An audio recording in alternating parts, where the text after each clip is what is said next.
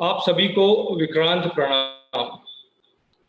On behalf of Vikrant Group of Institution, I, Professor Subhash Masih, moderator for the day, welcome you all in the International Conference on Emerging Trends in Business and Management post-COVID-19. Following our tradition and to pay a respect to our teachers, let us begin this conference with Guru Vandana.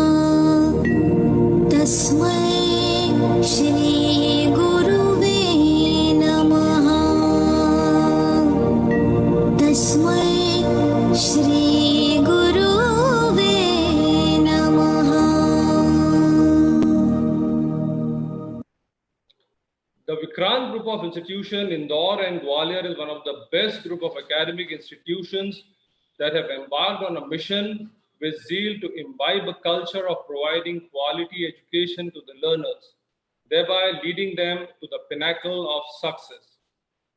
Our chairman, Shri R.S. Rathore sir, the founder of Vikrant Group of Institutions, an engineer by profession, who had a dream of setting up a world-class educational institution in Madhya Pradesh. He, along with like-minded academicians, took the leap to set up EDII Indore and Gwalior for shaping of young minds through quality education. I would now like to take this opportunity to welcome our eminent guest, Dr. Vrajlal Sapovadia, Professor Bala Bhaskaran, Mr. Praveen Mokapatti, Mr. Neil Harwani, and Mr. Goutam Das.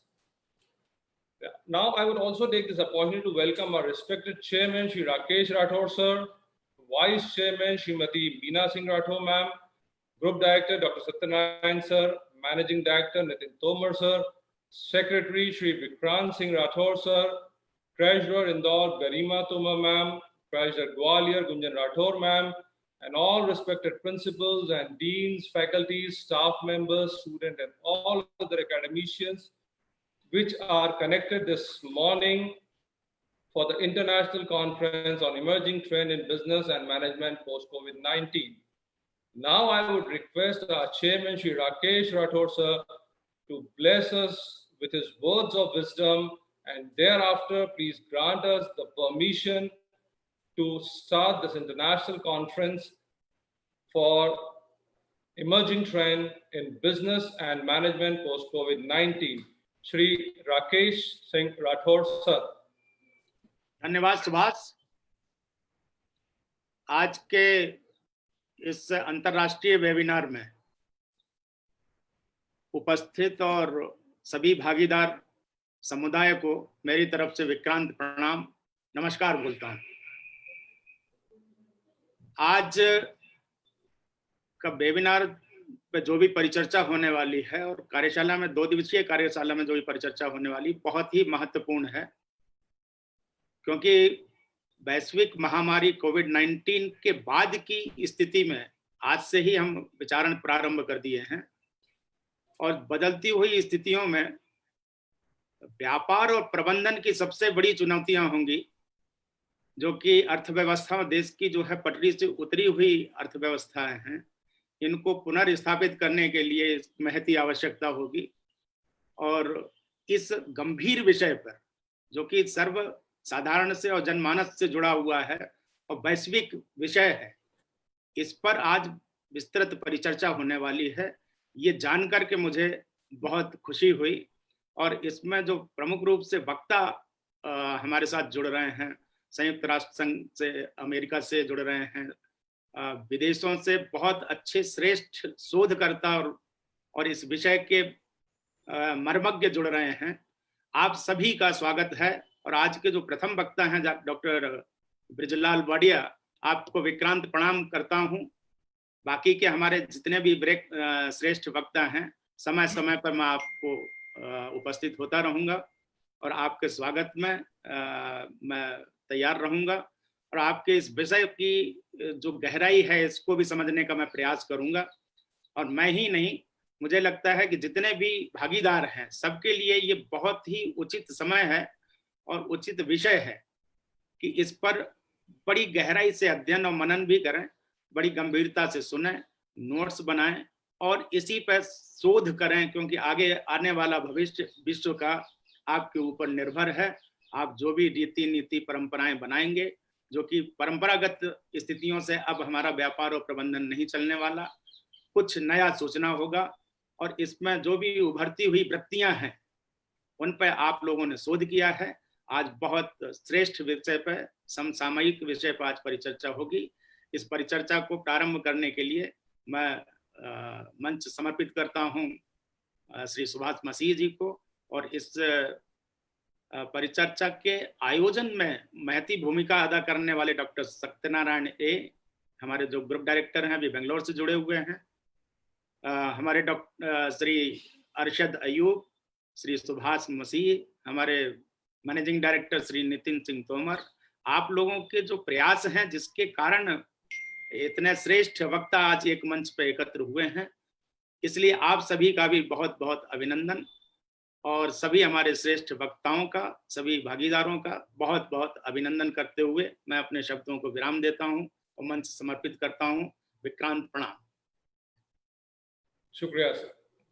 So, ladies and gentlemen, let us start our conference with the most awaited talk of the day, Dr. Vrajlal Sapovadia. Dr. Sapovadia, a freelancer researcher in the USA, he is a chartered accountant who has served in various options in India and abroad. He worked at Indian Institute of Management Indore as Associate Professor of Accounting and Finance, as lead facilitator in World Bank Public Finance Program. He has been Executive Director at SBS Ahmedabad. His research and service encompass holistic education, corporate governance, cooperative and social economy.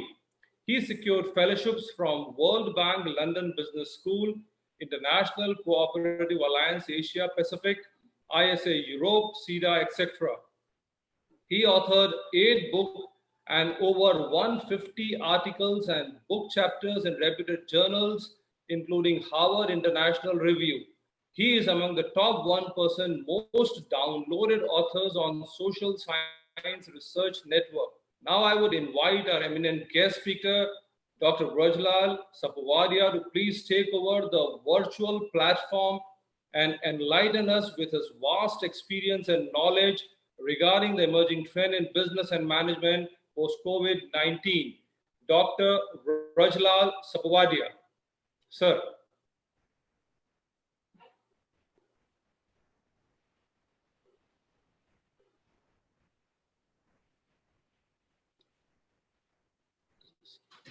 Sir, you have to unmute yourself, sir.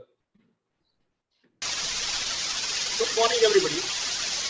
Good morning, Doctor. So, are you able to listen to me? Sir, voice में disturbance आ रहा है. Rest is good. The video is good. आपकी voice में clarity नहीं है. So, I'm speaking from Salt Lake City of United States. It's almost 10:16 p.m. here, and it will be my pleasure to talk to you indoor again virtually because I worked a decade before in the Indian Institute of Management. So your voice is not clear enough. You are not audible. So then let me start my iPhone rather than the laptop. Sir. Okay.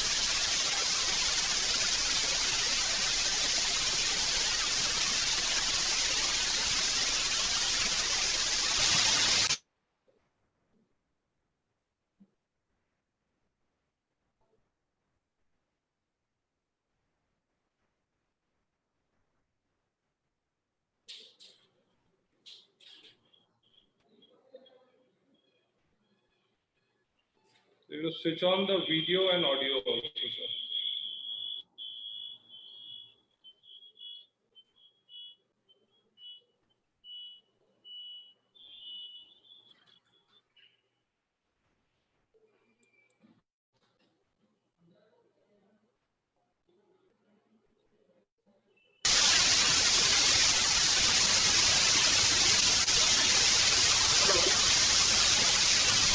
Sir,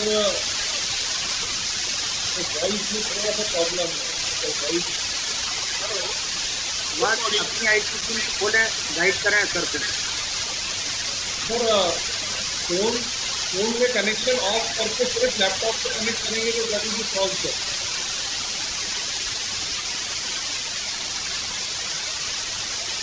sir एक connection खोले के support करें उनको.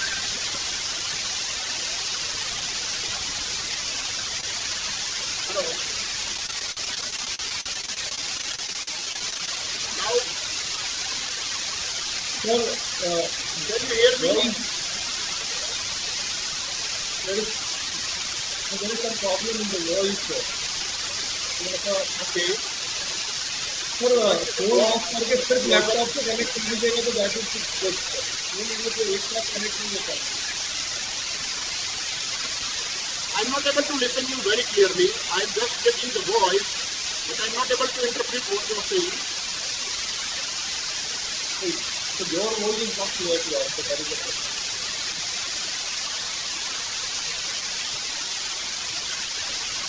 सुभाष अपनी IT team से कौन है अभी? Sir, phone you go switch off the phone, sir.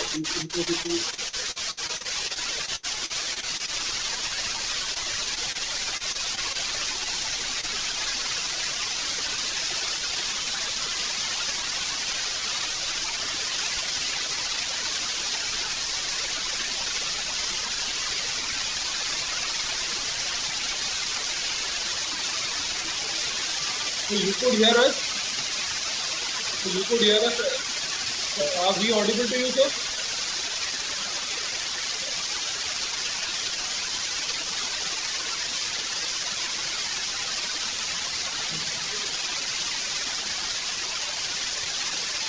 Yeah.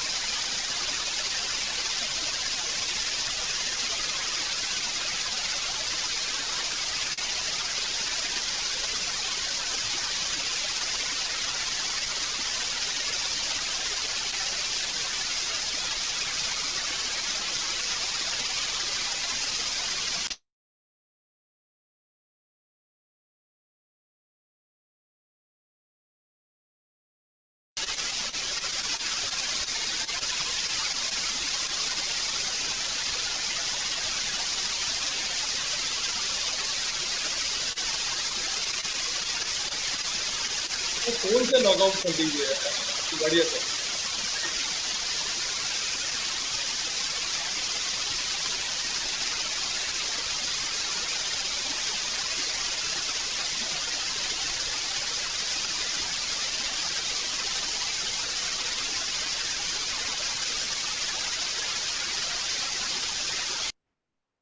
हाँ sir, that's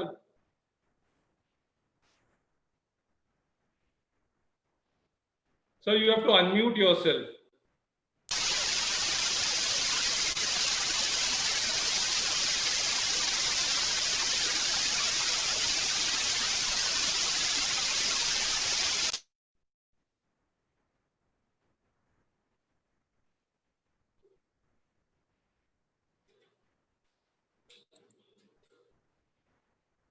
So you have to unmute yourself, sir.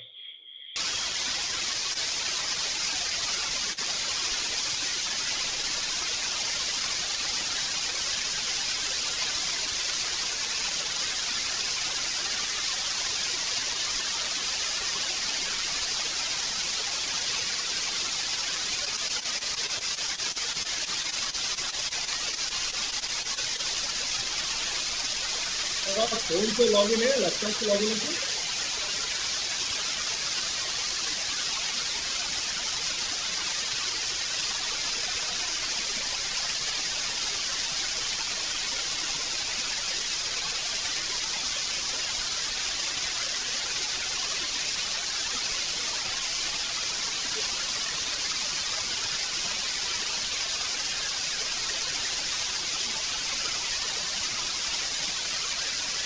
Nitin अपना आईटी कौन देख रहा है?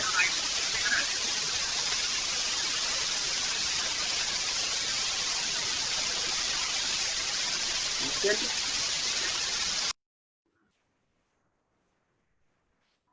आईटी वाला कोई जुड़ा हुआ है क्या?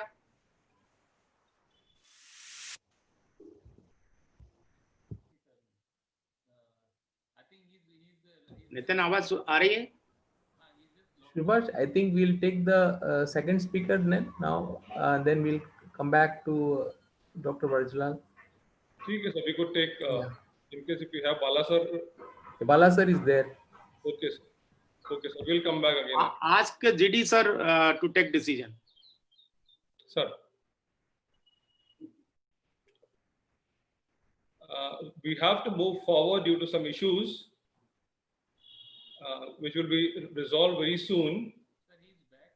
And until then, we have Professor Bala Bhaskaran with us, who is a management professional with who has an active interest in teaching and institution building. At present, he is a senior visiting faculty at Entrepreneurship Development Institute of India, Gandhinagar. Professor Bala is a graduate of IIT Madras and IIM Bangalore. After 18 years of corporate experience, he switched to management education. During this period, he qualified as a chartered financial analyst and later completed his PhD. He established the ICFI Business School as a significant B school at Ahmedabad. Later, he was associated with a number of B schools at Ahmedabad. This area of interest are finance, strategy, entrepreneurship, knowledge management, etc. He has published good number of papers and cases in national and international journals.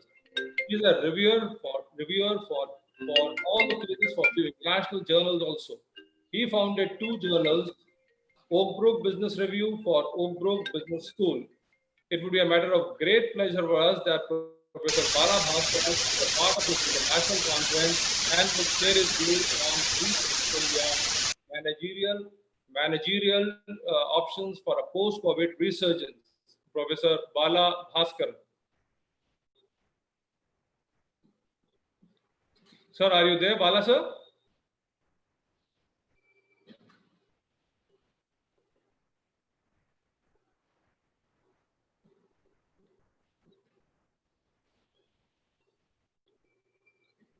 Sir, am I audible, Bala Bhaskaran sir?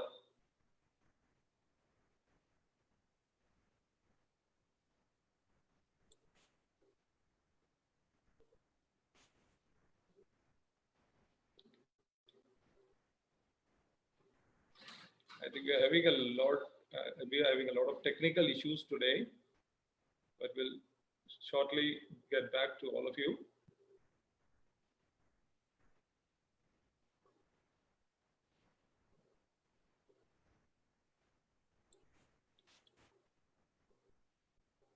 Are we there, Bala sir? Yeah, Bala sir is joining. He's joining. He just called me. He's joining. Okay. Okay.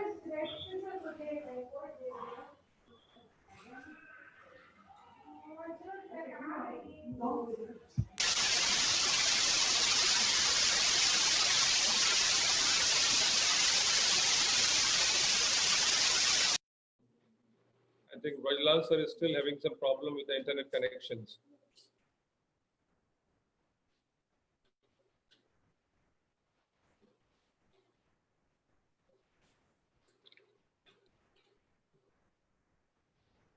Now, until then, I'll utilize the time informing you about the remaining of our speakers which are on the list today.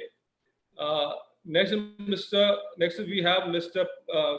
Praveen Mokapatti also, who is an alumni of IIM Bangalore. And Osmania University, also Mr. Praveen has 15 plus years of business scaling and research experience across functions such as marketing, engineers, sales, business development, general management, which is spread across several countries such as US, India, Southeast Asia also.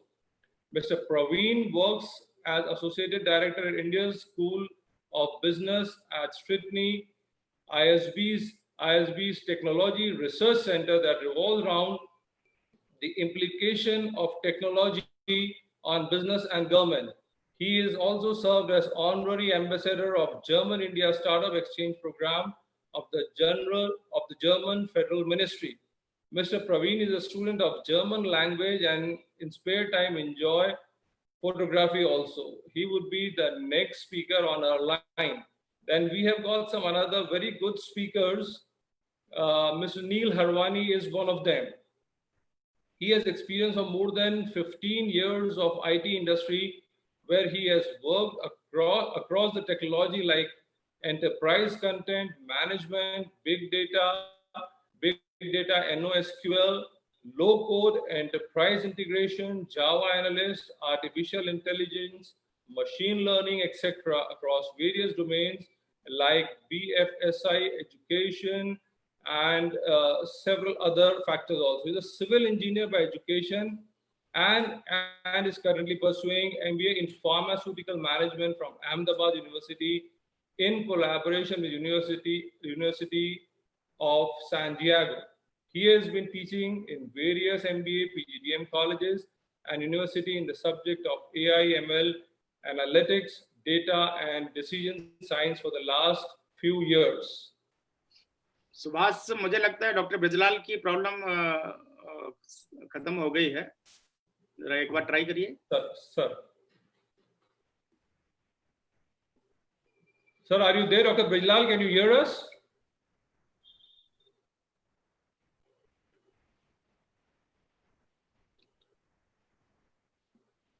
Sir, am I audible? Dr. Vrajlal, am I audible to you?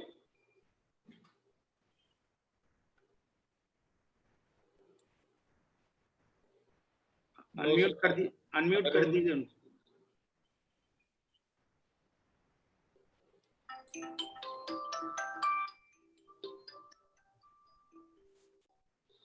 But I think he is still having some problem with the internet connection.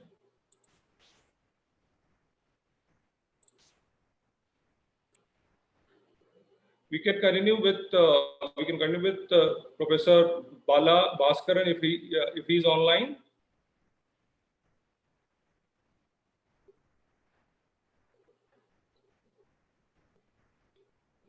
Sir, are you there, Bala sir? Are you online?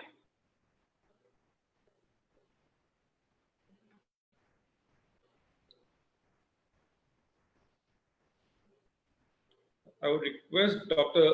Satyanarayan to please coordinate with Professor Bala so that if he is online, he could continue with the session. He's joining. He's joining us in a minute. He's joining us.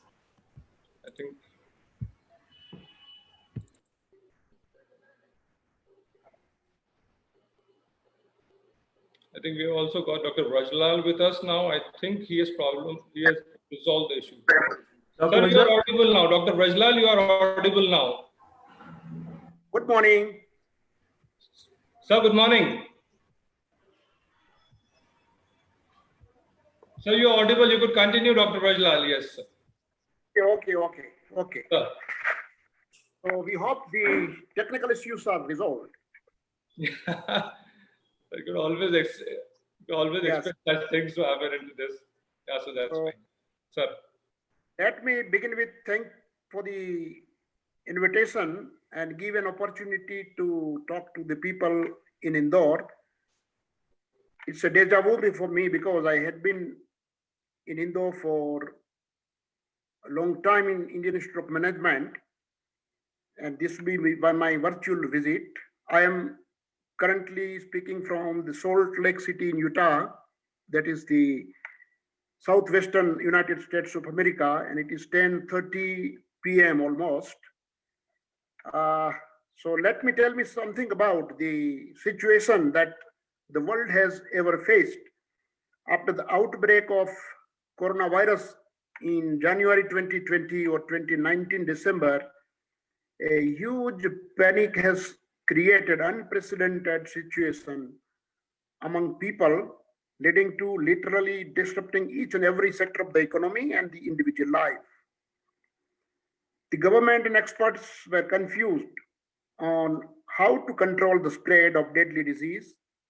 And obviously, unless you know the impact, you cannot control the economy as well. The evidence coming from different parts of the world is highly diversified and practically difficult to interpret the characteristic of the coronavirus, the foundation of the problem, and hence its impact on business and the business management is really in a shaky situation. The uncertainty over the control of infection and reopening of the economy has created a huge problem. The top leadership at the international organization like WHO or even the top national leaders failed like any other business owners, because they were actually leading the policy making, how to control infection and to give the new shape to the economy. In fact, if you look at the last 20-25 years, globalization integrated the globe as a small village. COVID-19 has integrated it further in some limited way, because nobody is insulated, everybody is infected, but it also disintegrated on many fronts. Take simple example of World Health Organization, which is part of the globalization, a body of United Nations, literally failed in understanding the issues. And you might be aware that United States has withdrawn their financial support. No economy is spared, whether it is small or big, developed or developing or underdeveloped. We will briefly touch upon some of the critical thoughts on how business and managing business has made a huge challenge for the people who are concerned and also the ordinary citizens. The situation has created a lot of new innovations, because always the problems create an environment for creativities. The emerging new business models are coming. This is the toughest time for the leadership of the small, medium, and the large businesses to run successful business in this turbulent time. It is not about the growth, it is about the sustainability. It is about the safety of the employees and the customers. Due to a lot of uncertainties at both the levels, at the business level as well as at the government level, the problem has manifolded. During the first week of March 2020, United States grocery store sales spiked 77% over the previous year, while restaurant sales declined by 86%. We also know the figures in aviation industry. It was almost zero. In late April, the grocery sales were still running 8% above the average, while the restaurants were down by 48%. Because of this uncertainty, the basic principle of management is to forecast. The forecast failed, and when the forecast failed, obviously the planning and the control fails. And the risk management of the business, small or big, has made a huge blow to the finance of the company, to the employment, to the production, and to the consumer services. Forecasting and control mechanism have now the new norms, because the traditional method or the traditional structure of business management has changed. Forecasting and control has been further delegated to the people who are at front. Social distancing affects each and every business, which begins from the employees to employees, employees to the customers, and customers to the customers. And it is severely affecting to the cities, maybe New York, Mumbai, or London. But it is also affecting the small towns. More or less, everybody is affected. The nature of the problem could be different, but the problem remains the same, that nobody knows what will happen tomorrow.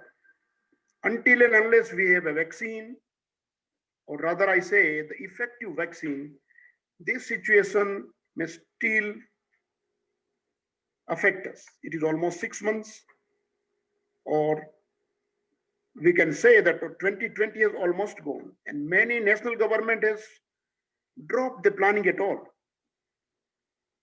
Social distancing, the quarantine rules across the globe, within the country, even within the district, one town to another town, is totally different. There is no uniformity, and therefore nobody knows if I go to London or if I come to Indore, the government will permit me to join the people to whom I should meet. It is uncertain. People will use technology to avoid physical contacts wherever possible. And as you know, in the developing countries like India, people do not have access to the infrastructure, and also they are not literally aware about how to use those technologies. So this meeting itself is the result of COVID-19. E-conferencing, the e-meetings have taken the place of real meetings. So virtual meetings, the virtual teaching have made the order of the day. Similarly, the consumers are preventing themselves to go to the stores, and they are using the online methods to buy the necessities. And this has led to good business to the technology companies on one hand, and at the same time, there are businesses which has lost the business because of physical distancing and quarantine rules. You know, the new models of business is still emerging, and nobody knows what should be the ultimate fate or ultimate shape of those business dealings. You take a simple example of aviation industry. Because of lockdown, because of lack of passengers, almost major aviation industry is virtually off. This has made an impact on the finance, the banking, and the insurance business as well. The migration, as you have noticed in India, urban to rural, in the first phase when the first lockdown was declared, and then when the economy was open, a lot of people started to come towns from the rural areas, has made a chaotic effect in the urban centers as well as in the rural centers. Because the infrastructure in cities or in villages are limited to absorb the requirement of the local people. When there is a flood of people, they are not able to serve them properly, whether it is a grocery store or a bank or even the housing requirement. It is also important, of course, for cross-functional teams not to lose the sight for the long term and to avoid panic reactions, delegation of power, because the technology company is delegating powers to the people who are at the front, who are literally able to make use of information technology, and the normal course of control cannot be used there. Therefore, a very flexible and flat structure has been created. It also requires the self-drive and self-control of the employees. The trust and ethics make this possible. Otherwise, the business may flop, because a business cannot succeed until and unless the planning is done and the planning is controlled. So we seek the better control methods to ensure smooth organizational functioning without compromising with quality of the goods, efficiency, effectiveness, and the legal limits that business face. Obviously, the technology helps business positively, but at the same time, there are new issues that are emerged. And therefore, the leaders should reimagine their business model as they return to the normal. Because when the normal business will reappear, nobody knows. Safety of employees is important. Equally, the safety of customer is important. When the revenue of company is lost, it obviously affects the quality of the product, the service, because of migration, the production, and the supply chain is actually disrupted. There is a low demand from the consumer side, because in India itself, it was said maybe in April or May that more than 10 million people have lost their job. So when there is no income, obviously the demand has made a negative impact. There is no cash with the customers, and therefore new financing options are emerging to help the consumers. It is also necessary to rebuild operations of the business, the logistic on both the side, inward and outward.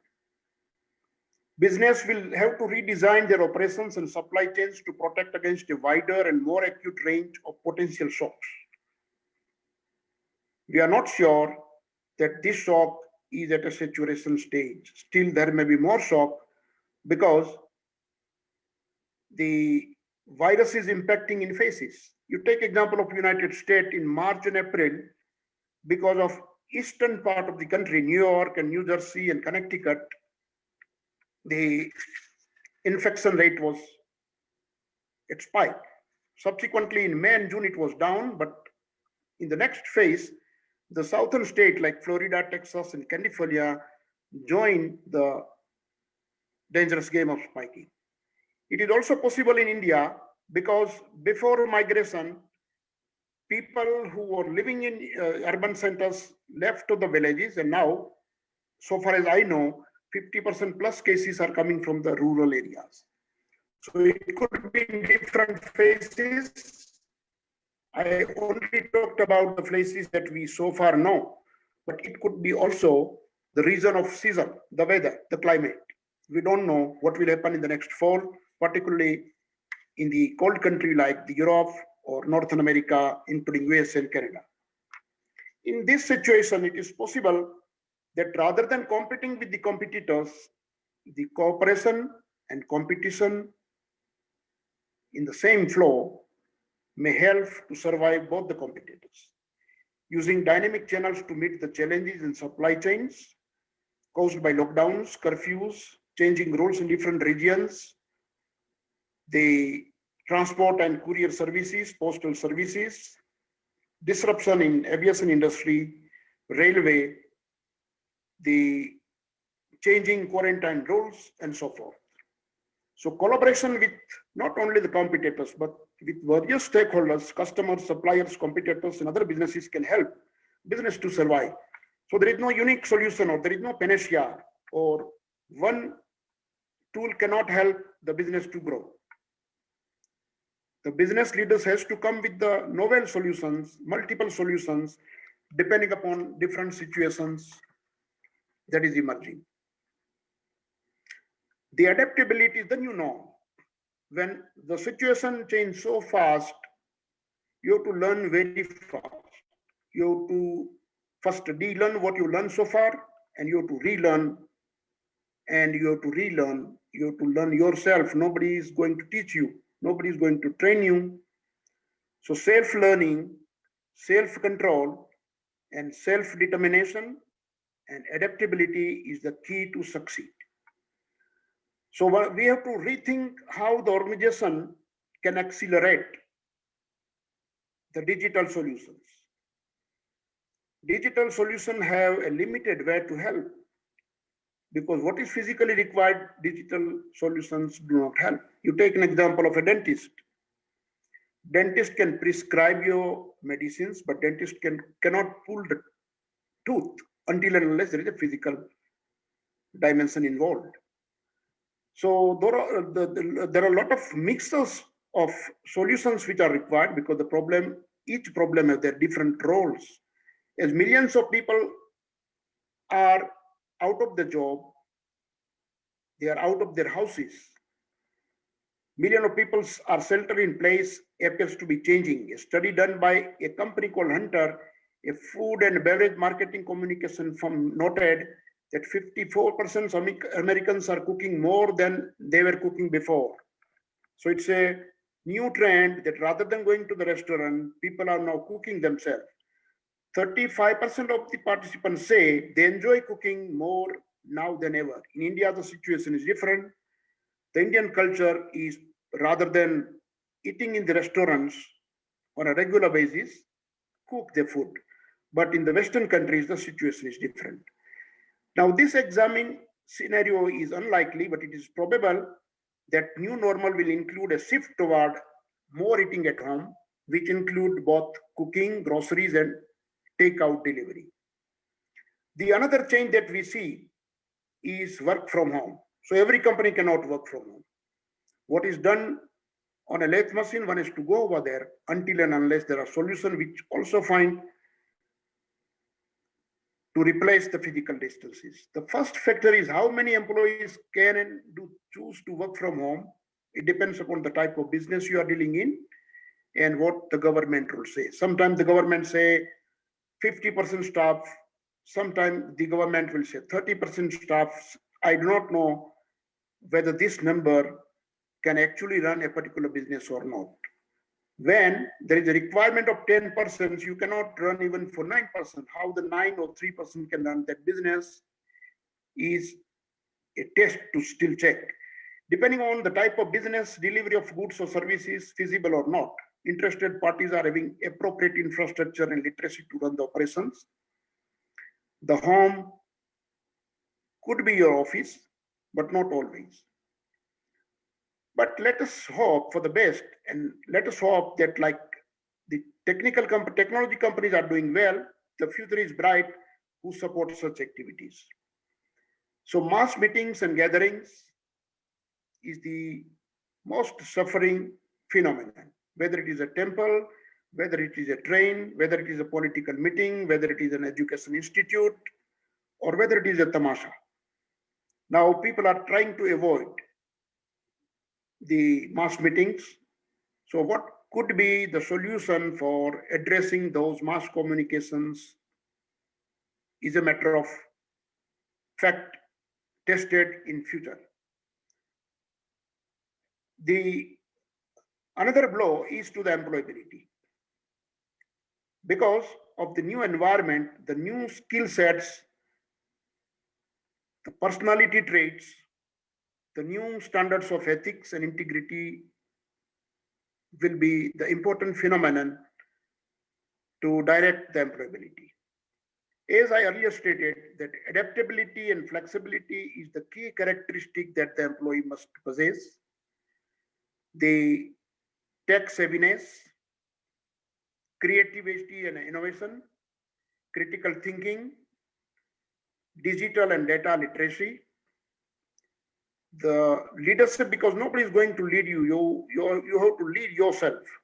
Emotional intelligence, commit to a lifetime of learning, integrity, self-control, and self-driven characteristics will determine the employability. So rather than the number and quantity, the qualitative factors will determine, along with the basic skill, your employability. You might also see that in November, there is election in the United States and in few states in India. So political parties are trying to communicate with the people. So mass communication rule has changed. As lockdown have been imposed across the globe in response to the COVID-19 pandemic, consumers are avoiding physical contacts and traveling. Along with its massive cost in terms of the human lives, impact on the families, economic devastation, the ongoing global crisis caused by the COVID-19 pandemic will force us to confront many deeply cherished beliefs and assumptions. For instance, individual self-interest and societal obligations, the relative value of economic and social rationales for particular policy actions, and our responsibility to our fellow human beings has a new dimension. The crisis will also foreground the issues of the civic and ethical responsibility of different sectors of the social, cultural, and economic life toward both the national collective and global community that we inhabit. When the proverbial dust settles, organizations and corporations involved in any aspect of communication, from legacy media firms to the social media platforms, which is sometimes used and misused with the fake news, should necessarily be central to this conversation, as should be communication policies of government agencies, hospitals, and like. So the social platform have the advantage and more disadvantage, because there is no physical control and anybody is free to post the messages they want. There could be legal consequences, but it will take time. And the benefit of technology is also impacting negatively, because a wrong or fake message, even it is illegal, in few minutes reaches to the people. You might also be aware that United States President Donald Trump made a statement about chloroquine, then also about a product like Dettol, that it can also kill the virus. And almost 1,000 people on the very next day were hospitalized because they consumed the liquor and the Dettol, which was totally not unethical, but it was harming to the body. So the technology platforms are actually benefiting, but also it is making the situation worse in some cases, as I'd given an example. Consumers have turned in huge numbers to digital channels for entertainment, information, education, and to stay in touch with the family and friends.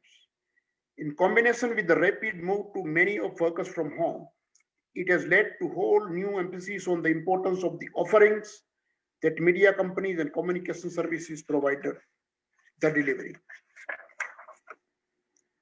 With COVID-19, the time to act is now. Deferred decisions and delayed decisions have immediate and long-term business impact. We also see the consequences of decisions of the government, of the business both. To minimize business disruption, protect employees, protect and serve customers, communication and media organization must take steps to able to dynamically adapt to rapidly changing consumer and business needs. Virtual rallies, political rallies I'm talking about, is taking place, and those rallies have also made number of infections spike in that particular regions. The another area where a big challenge exists or new governance model will emerge is response to the public welfare. So the government has to create and deploy a response from infrastructure and leadership, because the existing infrastructure and the governance model have never thought of the situation that we are facing now. They have to stand up cross-functional rapid response teams to deal with emerging challenges. In April and May, the New York hospitals were flooded. So there were no beds. There were long queues in the crematories. So the governance, the infrastructure have a new challenge that they have to face, and they have to find a solution. Media should focus on revenue protection, but at the same time, they have to also focus on the content, advertising, and delivery. They have to assess and address potential supply chain and network disruptions, validate business continuity plans internally and with external partners. We were fortunate that banks could serve us in spite of several challenges. the financial structure of the world did not so badly disrupted. We have to manage employee stress and mental health with positive actions, create a thorough employee engagement plan. So new HR models will emerge, or it is a need of the time to address the mental stress and physical stress of the employees, more particularly of the front workers in the hospitals, in the infrastructure, and so forth. One has to prepare to return to the normal as efficiently as feasible. We have to think long term. So even if the pandemic is over, it will take still more time to return to the normalcy in the life in the business. We have to explore options to address continuity of essential services. The over 100 companies are in the queue, or they are the candidate for the vaccines. So distribution of vaccine, once the vaccine is manufactured or it is approved, is also a big challenge. And new model of distribution of vaccine channels are also emerging. Network management is also going to affect. Identify and prioritize mission critical network needs like healthcare, the governance, set up a cross-functional team for short-term and for long-term to optimize the efforts. So now the word short-term and long-term has changed its dimension. Set up public data lake, collection engine to aggregate network key performance indicators, leveraging machines, learning platforms, engage with the suppliers, partners, government organizations to ensure service continuity. Act now and prepare for the next, because we do not know what will be after the pandemic.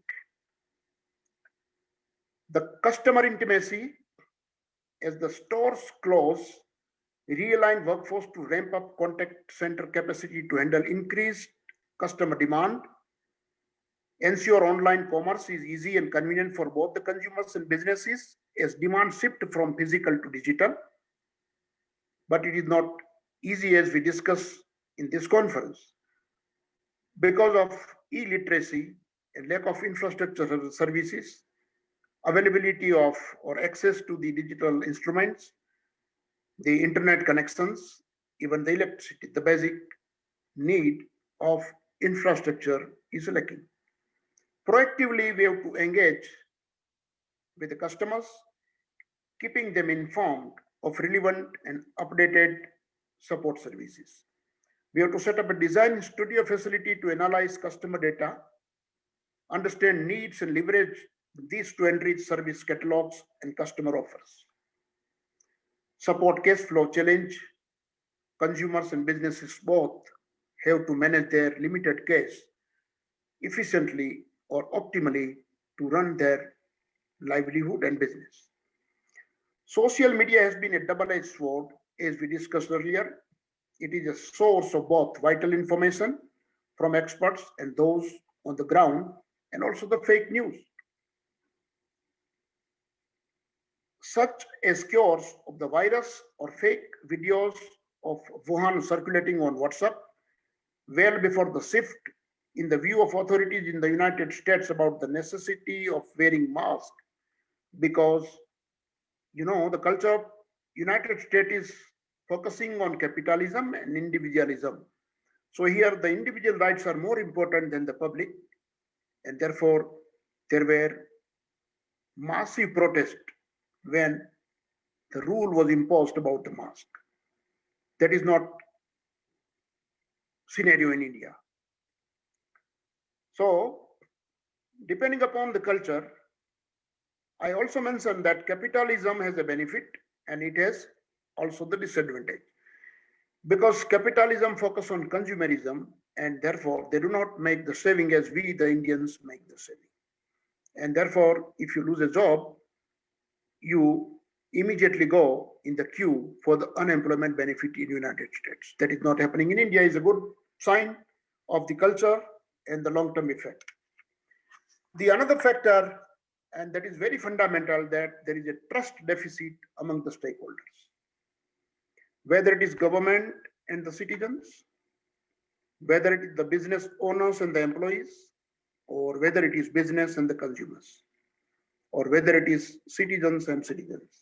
You take example of several society, housing society I'm talking about, and the villages, they put a board in the society or the village entry that nobody will be allowed to enter in the village, even though you belong to a particular society or village. Several health workers like the nurses and doctors were not allowed to enter in their houses. And it is because of the lack of knowledge, the trust deficit, and the fear. Some of the markets gained subsequently, but experts could not figure out why the market went up. You see the situation in United States and even in India. The market initially collapsed in the March when the lockdown was announced. Subsequently, the market has gone up. Nobody knows why. But in today's news of the New York, one expert has given few reasons that the reason of going stock market is multiple. The first reason they say is the stock market always looking to the future. So they do not look to the past. The second is there are no other avenues to make a good investment, whether it is cash or bank, and therefore the people choose to make investment where they feel there is a future. The another reasons in the stock market is only few limited technology companies are earning. Not every company is earning. In Sensex or in any other index, only 30 or 50 or 100 companies are involved, but only 5 or 10 companies are making profit or they are gaining investment, and people in mass feel that the stock exchanges are going up, but the reality is quite different. On March 13, President Donald Trump trotted out US business titans, including the CEOs of Walmart and other companies, for an announcement on the government's plan to expand the availability of coronavirus tests. The impact of their presence and message produced a whiplash of the stock surge in a single day. Even if there is a news that a particular company's product, maybe vaccine or chloroquine, is in high demand, even the demand could be in few millions, but the stock exchanges has usurped in billions. So there is no relation between the actual profit that the company may earn or the possibility of the company may actually earn. The stock exchanges has gone up because of the speculations. We know the lockdown impact on business, workers, and consumers. We know the mass migration. We know the migration from urban to the rural and now rural to the urban. Now, for a business and for a management expert, it is an opportunity to find the solution. The new models are emerging. New models are emerging to find out the infrastructure needed in the rural areas or surplus capacities that has been created in the urban areas. Because of loss of confidence among the professionals and more focus on the politician rather than the scientific expert, the coronavirus has made an impact negative on the number of infection and number of deaths. So people are listening to the politicians, not the professionals. In United States, you can see the controversy between President Trump and the health expert, Dr. Fauci. WHO also made shaky announcement initially, and still some of the announcements, if you read today, and if you read a fortnight or a month later, there will be totally incompatible opinion given. So far as COVID-19 is concerned, there are a lot of uncertainties, but at the same time, science was ignored. The religion and the political influence made more decisions than the science. And this is also a good business opportunity to the people who are engaged in the business. According to a study, nearly 80% of respondents expect their employees to take action to protect both the employees and the community. Nearly 60% fear politicization of the coronavirus crisis, and 85% want to hear from the scientists, not politicians. At the same time, in a recent survey made, if vaccine is given free in the United States, 35% of the people have said we will not take vaccine even if it is free.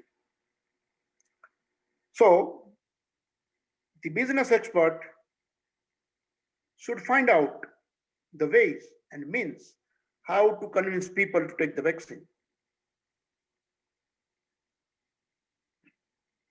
So there are not only the technological challenges, there are also psychological and social challenges.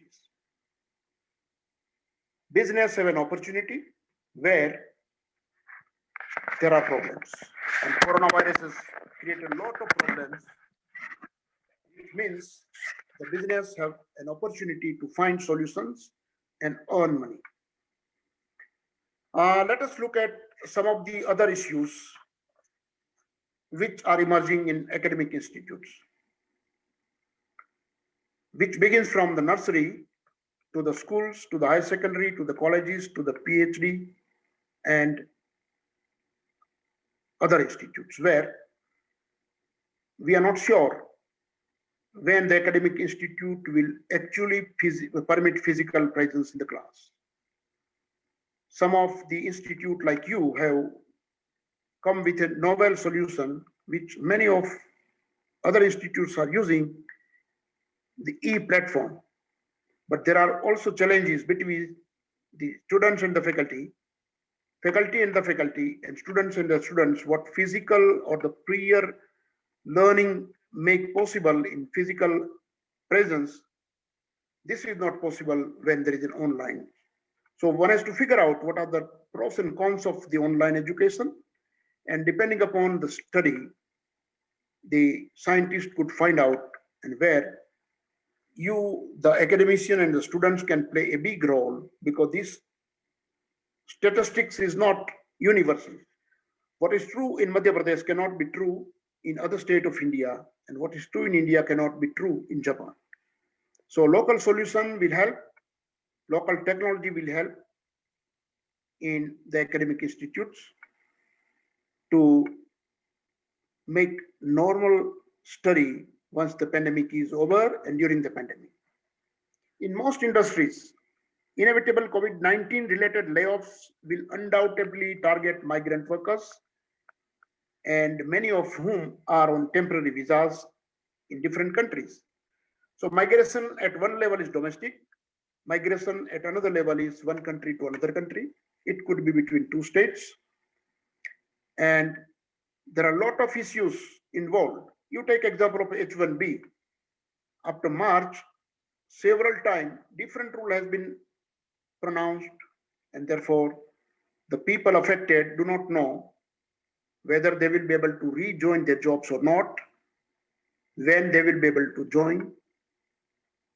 And this situation is creating pressure for the employees, but it is also giving an opportunity to the academic institutes to find solutions, to teach them, to train them for the new skills and the new places where the employment is possible. So the immigration issues should be an opportunity for the academic institutes on a different platform. People have changed their profession. I read sometime that a goldsmith or a teacher become the vegetable vendor. So when you jump from one profession to another profession, it is the academic institute which can look after the new skills that is required to sell the vegetables. So rather than the formal academic courses, there is also possibility for the academic institutes to find out mass solution for learning new skills, or to find out a good match between the demand and supply so far as employability is concerned, where academic institutes are playing pivotal roles across the world. The other area that we should look in is the social fabric has changed. Nobody trusts family members, nobody trusts relatives, nobody trusts the neighbors. Everybody is under a fear or a stress that my neighbor or my family member may be infected, and therefore they are trying to not only avoid physical contacts, but the relation as well. The social fabric is not only related to physical contacts and the social distancing. It is also about the financing Because of huge unemployment and shortage of cash, now the people are afraid that my so-and-so relative may ask a favor for getting a financial help, and therefore they are also trying to avoid those relations, where the academic institute can find out new financing models, because ultimately the case has not disappeared from the globe. It is already there.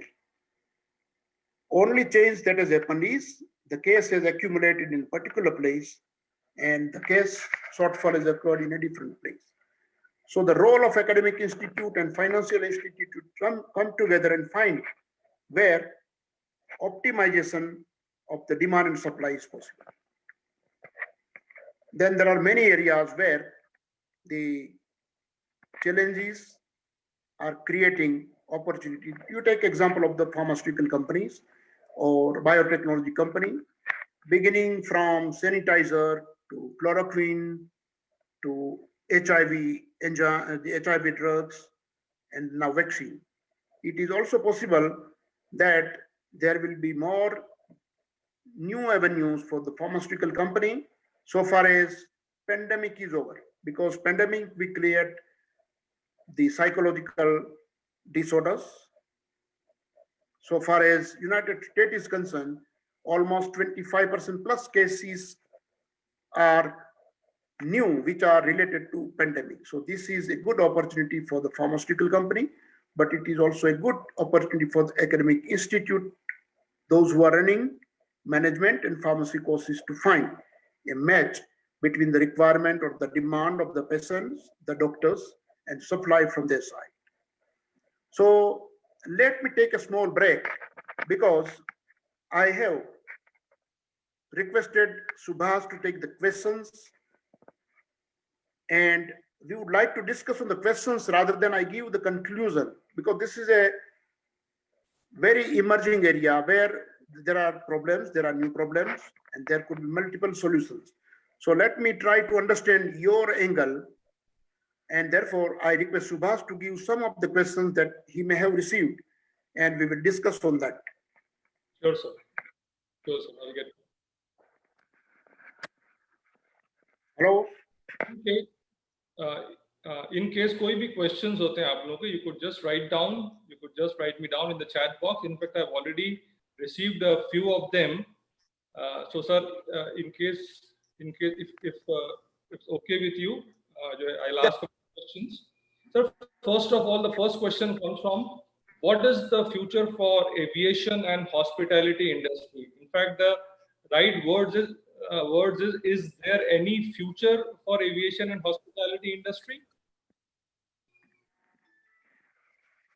Yes, it's a very good question, and I can say that the most affected industry is aviation industry.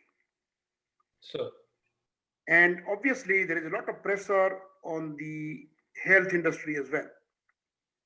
And I will positively say that for both the industry, obviously for the health sector industry, it is a good opportunity and there is a good future, but for the aviation industry also, there is a future. Because for a limited period, the migration can stop, the transportation can stop, but the globalization has made world integrated and it cannot be disrupted even with the harder blue than the COVID-19. So once the pandemic is over, for aviation industry, obviously there will be new solution because of social distancing. The capacity for one aircraft could be half or 1/3. But over a period of time, I think the industry will be able to find a lot of good solutions or even a better solutions which may give the positive impact to the aviation industry. And for the health industry, it is very obvious that the negative impact of pandemic, whether it is directly related to coronavirus or the subsequent, say for example, some of the cancer patients, some of the other critical disease patients could not connect with the doctors. They will definitely come maybe after 6 months or 1 year. And therefore, for the health industry also, there is a good future.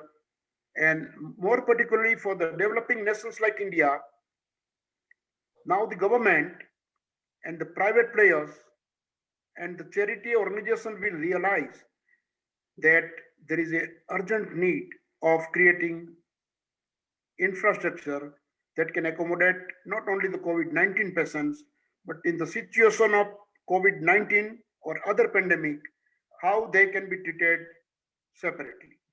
So for health professionals, including the pharmacist, the chemist, the biologist, the nurses, and the doctors, not only the traditional practice they are in, but also the new area will emerge, which will provide them a good future. Sir, one more interesting option, and that is for all of us, physical, which is real or virtual. What is your take? I mean, you say in the near future, would it be virtual or would it be real someday again? I think.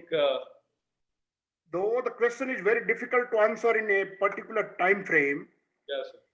but the real connection will never be replaced by network, by social distancing.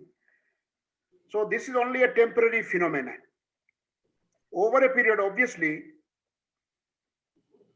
gradually social distancing will diminish, or at certain level, the networking, when it becomes essential, will in fact come back. Okay. It may take a year, it may take 3 years, but very obvious. Real would be. Virtual, the temporary phenomenon. Okay. What you enjoy in a conference, you do not enjoy in e-conference. And our scientists are, I trust my scientists, that they will find a solution to prevent the coronavirus infection, the contagiousness. They will also trace out the characteristic, and they will also kick out, like we have kicked out smallpox, polio, tuberculosis, or Spanish flu.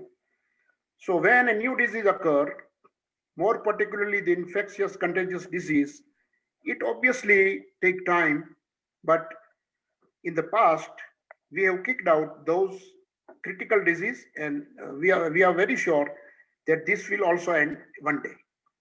So we'd also like to know your view on is vaccine a reality, or we should move towards the herd immunity?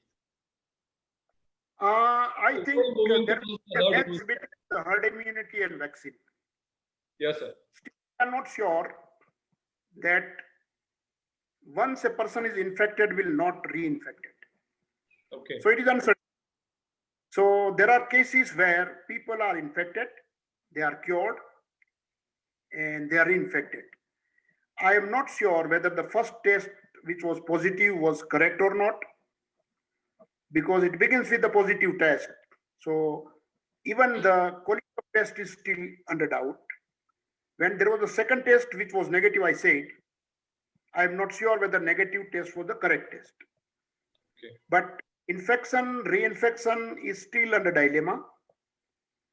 So like polio, vaccine may be required to take twice, maybe booster dose, maybe once. The time will determine it. But I think 79 to 80% people will be cured by vaccine. And I think rest of the people will cured by the herd immunity.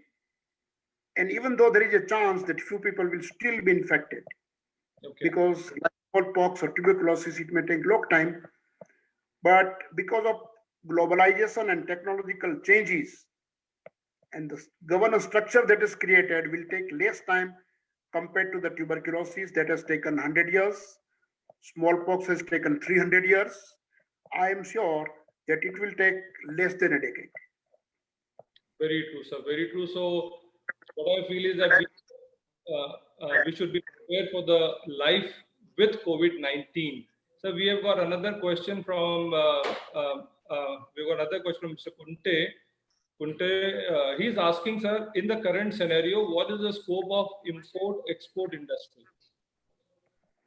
I think in short run, import-export has a severe, but once the process which was started in lockdown, maybe in March, has started to get reversed.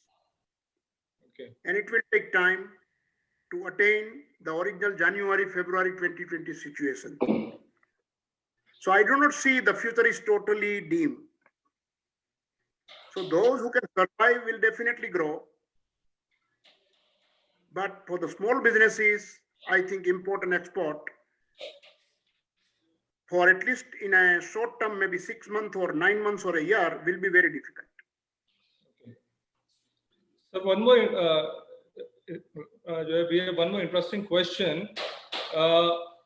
What is the current scope? Do we have any scope to launch the nutritional based products in India?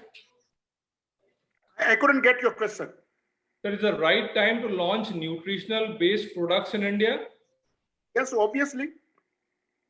Yeah, because we are a big market and we have the largest pool of intellectuals. We have one of the largest pool of entrepreneurs. And obviously we have 1.3 billion consumers. Okay. So this is the right time. Yes, it is the right time. Yeah. So we have got another question from Mrs. Sharma, who is into this field of nursing. She asked me, what is your view of medical and nursing personnel into this scenario of COVID-19? Can you repeat your question, please? So what is the view of medical and nursing personnel about COVID-19? So you asked me about the nursing and medical professionals? Medical profession, yes, sir. Okay. Obviously, there is a risk for the front workers. Okay. But those who take risk will also get the return, because the risk and return run parallel. Whether it is actually true or not depends upon the type of economy. But in a real capitalistic country where the risk is rewarded by a good return, it should happen so. It depends upon the government policy also. Okay. So Mr. Agrawal wants to know your view on the stock market. Is the right time to purchase, like it is a discounted market, or we have to wait for a while? What is your view on this stock market moment right now? I think during the discussion I have said that the stock exchanges or the stock markets are really unpredictable. So rather than fundamentals, more speculation, more sensational news, and more internal players determine the fate of the stock exchanges. So even if the stock exchanges are doing well, so far as the collective Sensex or Nasdaq is concerned, only few companies are going up, and therefore selected companies, say for example, technology company, the pharmaceutical company, there is a good scope for the investment. But then there is a risk for the small or medium scale company and subsidiary industry or ancillary industry or the normal supplies. So if you take a selective views, those companies which has a positive impact, net positive impact, you take example of Apple, Amazon, or Walmart, or similar companies, it's a good time. But it is also risky if you invest in those companies which are not actually benefiting out of the pandemic. So there is no one answer for the question. Yeah. Sir, a few of our students would like to know, is it the right time to apply for international diplomas, international short courses which are available right now? Maybe from yes, I said that not only the traditional courses, but because the new skill set will be required, and where academic institutes should think of not diplomas, but also the certificate, the training courses, the short-term courses, not only for the people who are well qualified, it is also a requirement for the people who are not qualified or semi-skilled. You take example of the vendors, the beauty parlors, because they are doing the traditional activities, but now they have to also learn new techniques to treat the customers, keeping customers and themselves safe. So academic institute have good opportunity in every sector I see, whether it is aviation or whether it is a small business like the vegetable vendors. So along with the formal courses, I think those specially customized design courses will help academic institute to earn money and to strengthen economy, to create employment. And I foresee that not only the course content, but the pedagogy will determine the fate of the academic institute. Because those people to whom I am referring are not acquainted with the formal learning system. So you have to find out a solution which train them, which continuously make them self-learn, and that is the good role, good opportunity for the academic institute. So one more question, is the whole academic system shifting towards learning than a formal education system, which we used to have? Yeah, because of the life of employees are not in balance. So they have to now work, they have to manage his own life and the family's life. So a lot of balancing is required. So rather than only taking the skills to work, it is also important, or it's a big challenge for the employee to maintain his or her health and family's financial and social health. And therefore these new learning tools will determine the fate not only of the economy, it is also the economic of the academic institute. So which skill set would you suggest? Which skill set would you suggest for the students to gain? The first skill which is important, or I will mix the skill set and the personality traits or the characteristic, the flexibility to work in any environment. So you cannot say that I am only a shopkeeper or I am a cashier in a bank.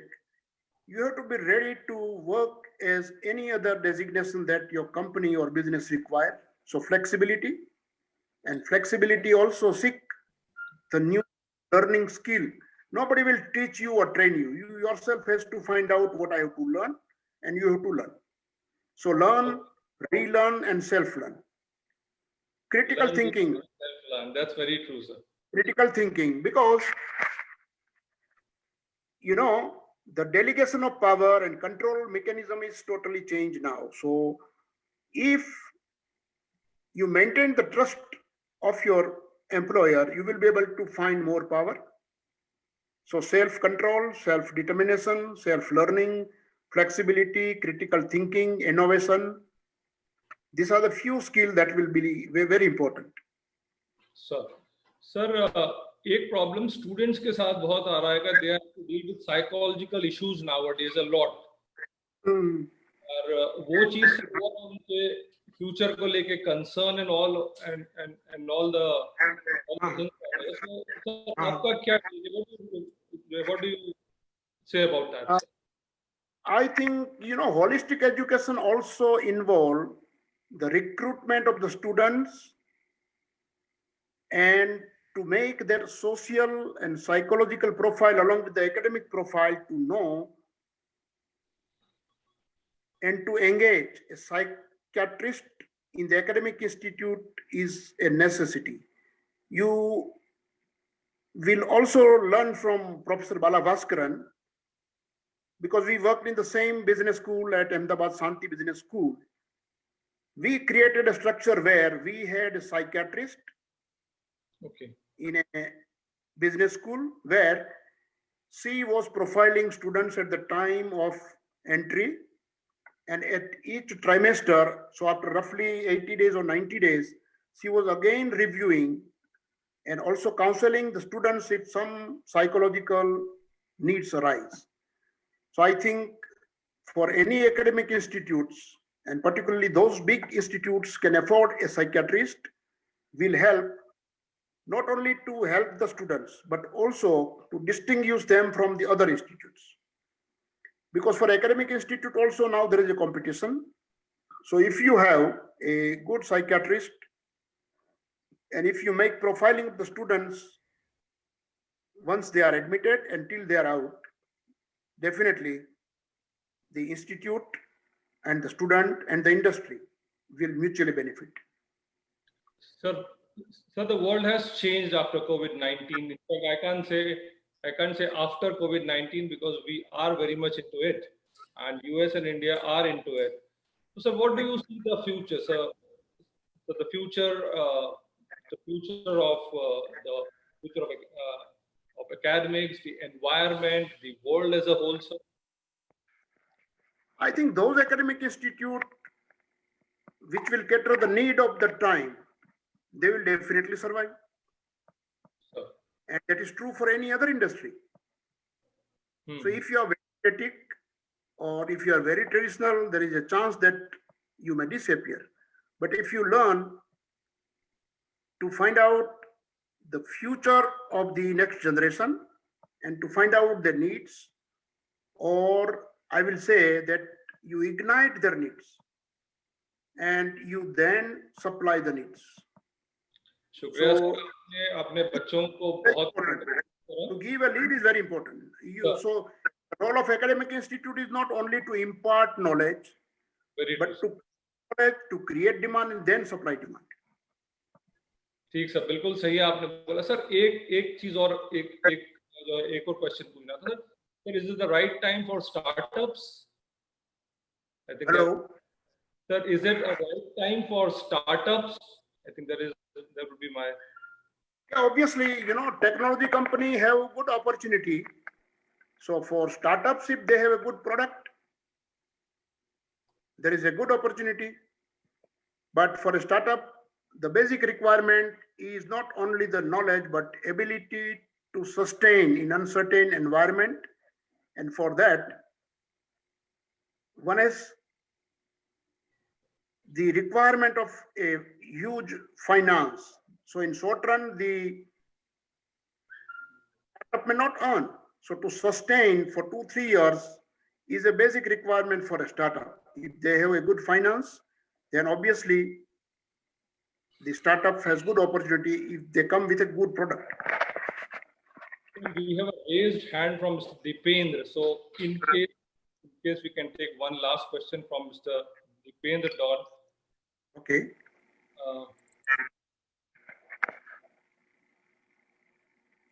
Yeah, it is almost 11:30 here, so we should finish by the last question. Sir. The next question. Are you there, Mr. Dipendra?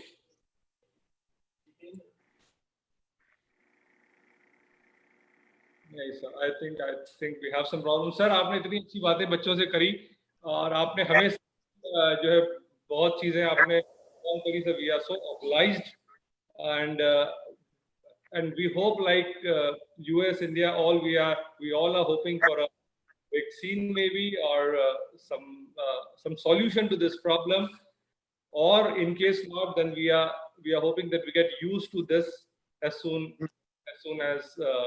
as it okay with us, sir.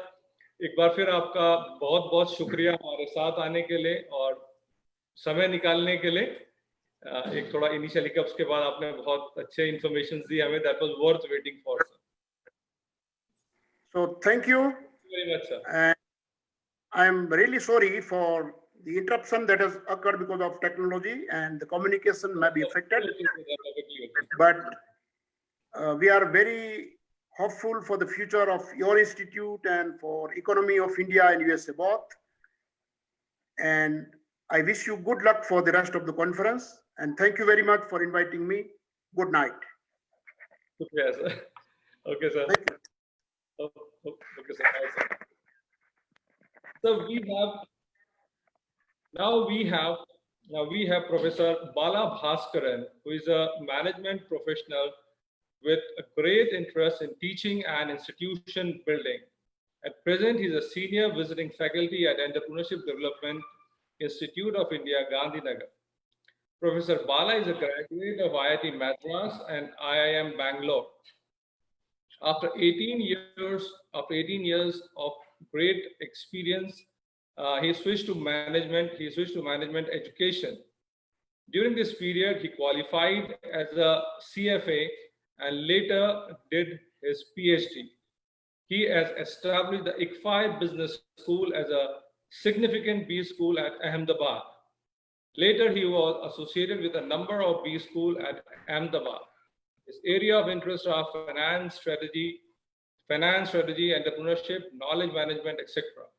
He has also published a good number of papers in national and international journals. He is a reviewer for a few international journals also. He has also founded a few journals, out of which Oakbrook Business Review for Oakbrook Business School is one of the well-known. It would be a matter of great pleasure for us that Professor Bala Bhaskaran is with us in this international conference and would share his view on rebooting India, managerial options for a post-COVID resurgence. I would now invite Professor Bala Bhaskaran to please take over this virtual platform. Thank you, Professor Subhash. I hope I'm audible. Sir, you are audible. Thank you. First of all, I felicitate heartily to the Vikram Group of Institution, its chairman, Sri Rakesh Singh, managing director, Sri Nitish Singh, and my first contact was with Dr. Satyanarayana and later with Professor Subhash Masi. I heartily felicitate all of you and all those young faculty members and the students who are participating in this webinar. It's my pleasure to be here with you next 40 minutes, 45 minutes, whatever it is, and to share my thoughts with you. I have tried to call my talk as Rebooting India, Managerial Challenges for a Post-COVID Resurgence. A summation of the various thoughts we have on this. As you all, as I heard Professor Sapovadia correctly, this COVID-19 has been one of the biggest catastrophe that mankind has seen in the recent decades or perhaps centuries also. I don't know, but I have not lived beyond the century. This has been a devastating catastrophe that we have all experienced. The entire world has been crippled into a bad shape, and we are trying to come out of it in a very slow manner. So that's something that it's a great shock, and many of the pundits say this is a game changer and this will change many of the things we are used to, and we don't know what is going to happen.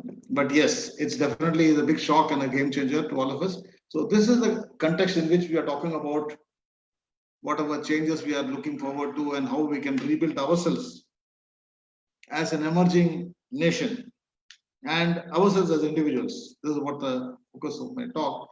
So before we commence on that, I should mention, although that COVID has affected almost 3 million, about 2.7 million or so people have been affected in India, and the deaths have already crossed 50,000, which is a big number, even though in terms of percentage of our population is very small. It's a big number. So I pay my homages. Let us all pay our homages to all these people who have lost their life in this process, and let us also greet and congratulate all those COVID warriors, thousands of them who have been fighting for it for the last 6 months, continuously non-stop, and many of them also lost their life in this process. We remember them, and from there we proceed further. Okay.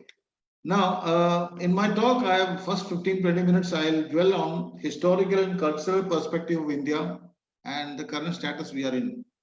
And the next 20-25 minutes, I will cover on major challenges which we need to address to make ourselves comfortable as a reasonably prosperous nation and decent nation in the community of the nations in the world.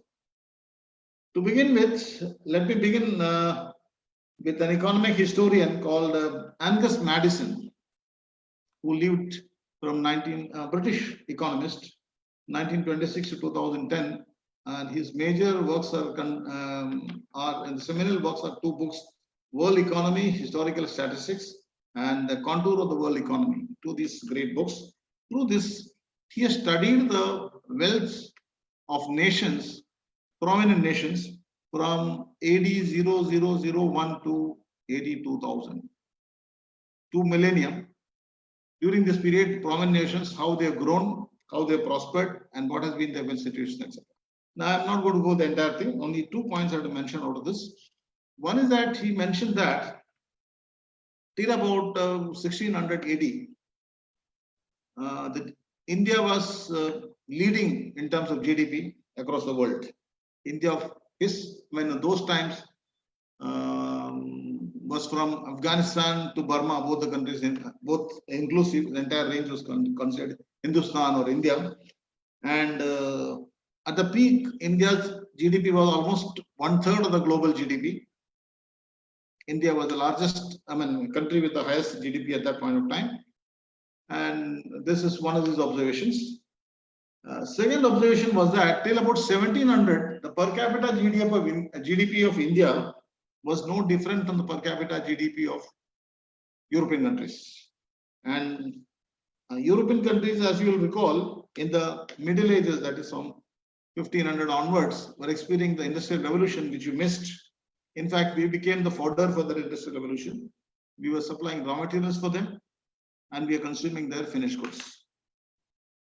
So we didn't have the Industrial Revolution at that point of time, and they prospered. And what he's saying that 1600, 1700, our per capita GDP was more or less same. But the next 300 years, the GDP, their growth rate was definitely higher than our growth rate. And 300 years, even if the percentage growth rate differential is 1%, 300 years you persist on that, the difference will be substantial. This is what happened to us by the time we got free in the middle of the 20th century. This man, Madison, computed about India's wealth. He was praising India's wealth during the regime of Jahangir. And he has computed most of it from the diaries of a man called William Hawkins, Captain William Hawkins. He was a naval captain in the East India Company who landed in Surat in search of a factory and a yard to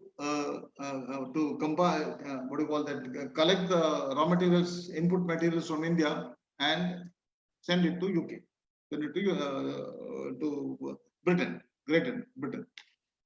He came in 1608 here, Surat, and anchored his ship. Then from there he traveled by on land to Jahangir's court, and he literally stayed there for 3 years. He became very friendly with the emperor. But anyway, his diary says very eloquently about the affluence that the court, Jahangir's court, had. The wealth that they had was far, far superior to whatever he has seen anywhere in any other country in the world. That's the point.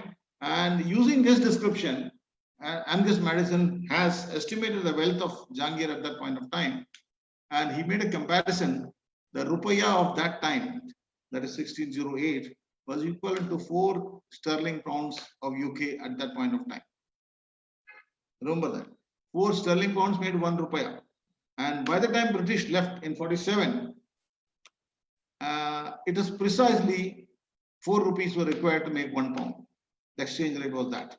So that's the successful transition the British has made to its colony called India in the next 350 years. That's one major point that I would like to highlight on that.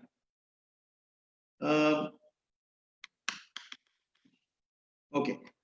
Then I would like to bring about another point, is that there is a man called Neelish Oak. He's a scientist, maybe a technologist, engineer, starting with a chemical engineer, but he has a lot of interest in astronomy and hydrology and various other things. apart from Indic studies. He has done a lot of work on chronology of Indian history or chronography. I don't know what you call that. He tried to date Ramayana, Mahabharata, and all those things using the star constellation described in those texts at various points of time, and secondly, using hydrological data, how the rivers are flowing, what are the level of the sea level at various points and things like that. I don't know technically all that, but this is how he seems to have done. And he has come up with a conclusion that Mahabharata took place around 5000 to 5500 BC, which is around 7000 years from now, backwards. And Ramayana was another 7000 years back. And Vedas, he says, another 5 to 7000 back. In all, he says Indian civilization has a trajectory of almost 20 to 22,000 years. And today, if we are talking, living today, we are looking at it, we are progenies of a civilization that is something like 20,000 plus years old. There's also even discovery, or not a discovery, that the statement made is that the world has seen something like 40 plus civilizations in various parts of the world. Mayan civilization, Euphrates Tigris, and civilization on the Yangtze River, and various type of civilizations. And the only civilization that has survived is the Indian civilization. All the others have vanished at the various points of time.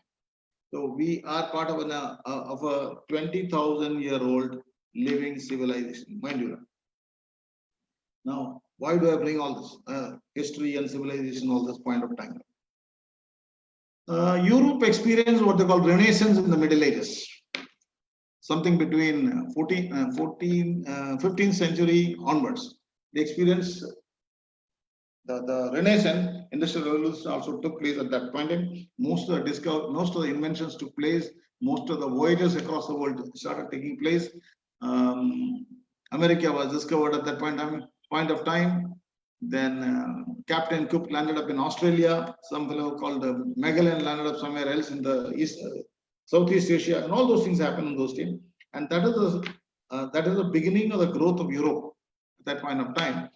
And this Renaissance, which is the cause for industrial revolution, was primarily triggered by the interest of the Europeans into their classics, civilization classics of Greek and Latin civilization. So similarly, if India has to go forward and become a rich and prosperous country, not in terms of wealth alone, but in terms of intellect and civilizational content, we cannot ignore our past civilization. We have to delve deep, study that also, and imbibe the spirit of that civilization, that philosophy. So that is something that, and many of them we will study, purse the scratch into that, and improve upon those findings, make it relevant to today current context, and on that basis we have to build our future. That's what. Now, what are the credentials for a resurgence for us today? You know, we are bitten by COVID badly, and we are still struggling under that. So, a few points let me mention. One is our democracy. We are the largest democracy in the world today. In terms of population, we are second largest in the world, and in terms of democracy, we are the largest. And well, if you see, after the Second World War, hundreds of countries got liberated, got freedom in Asia, in Africa, in Latin America, predominantly, right? Europeans were never under colony anyway, and part of Europe became colonized after the World War. That's a different story, by the communism. Okay. Now, if among those countries, Afro-Asian and Latin American countries, the democracy has survived continuously in very few countries. Maybe some of the small countries like Singapore, it has survived fine, but most of them have slipped into military rule, monarchy, all sort of other type of governance. India is the only one who survived on this, so that is the strength of our democracy. Japan is there. Japan has been educated, and then okay, but that's a different ball game. It's after the World War, a different ball game. Japan is also there. It's a democracy that is surviving, but we have been far more complex in terms of, our nation and its background is also far more complex, diverse, and problematic. So this is one of the things. And if you see that I'll come to that later. Now, next one is the quality of the people that we have, demography and people. One is that, average age of a population today is around 29. And the working population is more than 60% of the population. Working population means those who are, let's say, above 18 and below 60, 65, something like that. So that segment is a huge, and when the working population is large, your growth rate is bound to be larger because there are more people to work. Productivity is another factor. That's a different. Productivity is another factor which has to be considered. That's another thing. Then resilience in our understanding of our people. Now we introduce universal adult franchise, or rather democracy based on universal adult franchise, one man, one vote in 1951 first election, when our literacy rate was something like 33-34%. Even at that point of time, people adapted to that sort of a democratic situation, and then they continued that. Now today, our literacy rate is almost near about 80%. 9 years back, it was 74%. I presume it will be around 80% or more. That's it. So we have sustained the democracy, except the small blot in 1975, what we call emergency. There's an aberration there. Otherwise, we continuously had this election frequently, not every 5 years. I mean, 5 years almost, but sometimes in shorter than 5 years also. We introduced in 1957, we introduced a new coinage, the Naya Paise concept, rupee equal to 100 paise. That concept was introduced in 1957 in a country where the literacy rate was less than 40%, and we had all sort of coinage because India was an amalgamation of small countries across the country. So each country had their own coinage. Only rupee was common. The fractions were different type of coinage were there.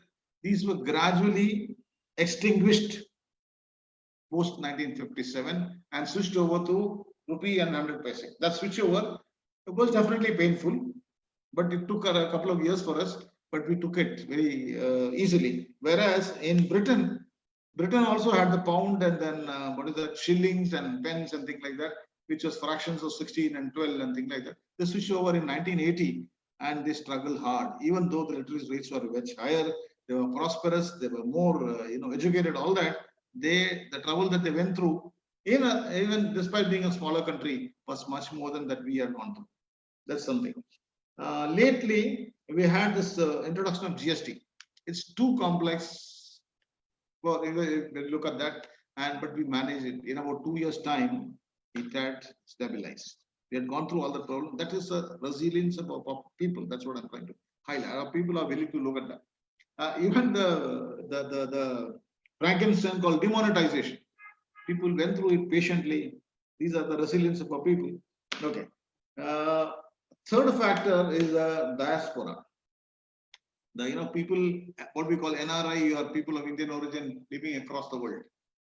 The estimates say that there are 55 million people of Indian origin living all over the world outside India. That is, and there is a remittance of $80 billion every year. The data I have is of 2019, and that is perhaps the highest remittance any country across the world is gathering from their diaspora outside. Now, this is a phenomenal factor.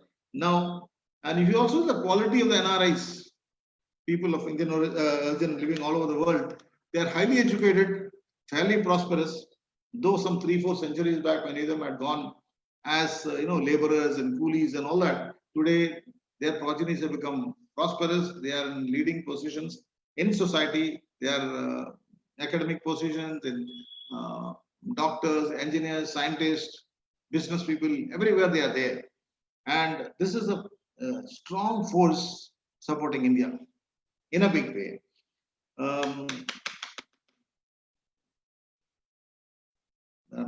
Okay. Diaspora, this also offers you scope for technology and exchange, and by and large, unlike many other countries, diaspora, this is a very civilized diaspora, well disciplined, well educated, and well behaved across the country. Now, wherever you go, Indians are respected. I can give some example. Today Indians are considered to be intelligent people.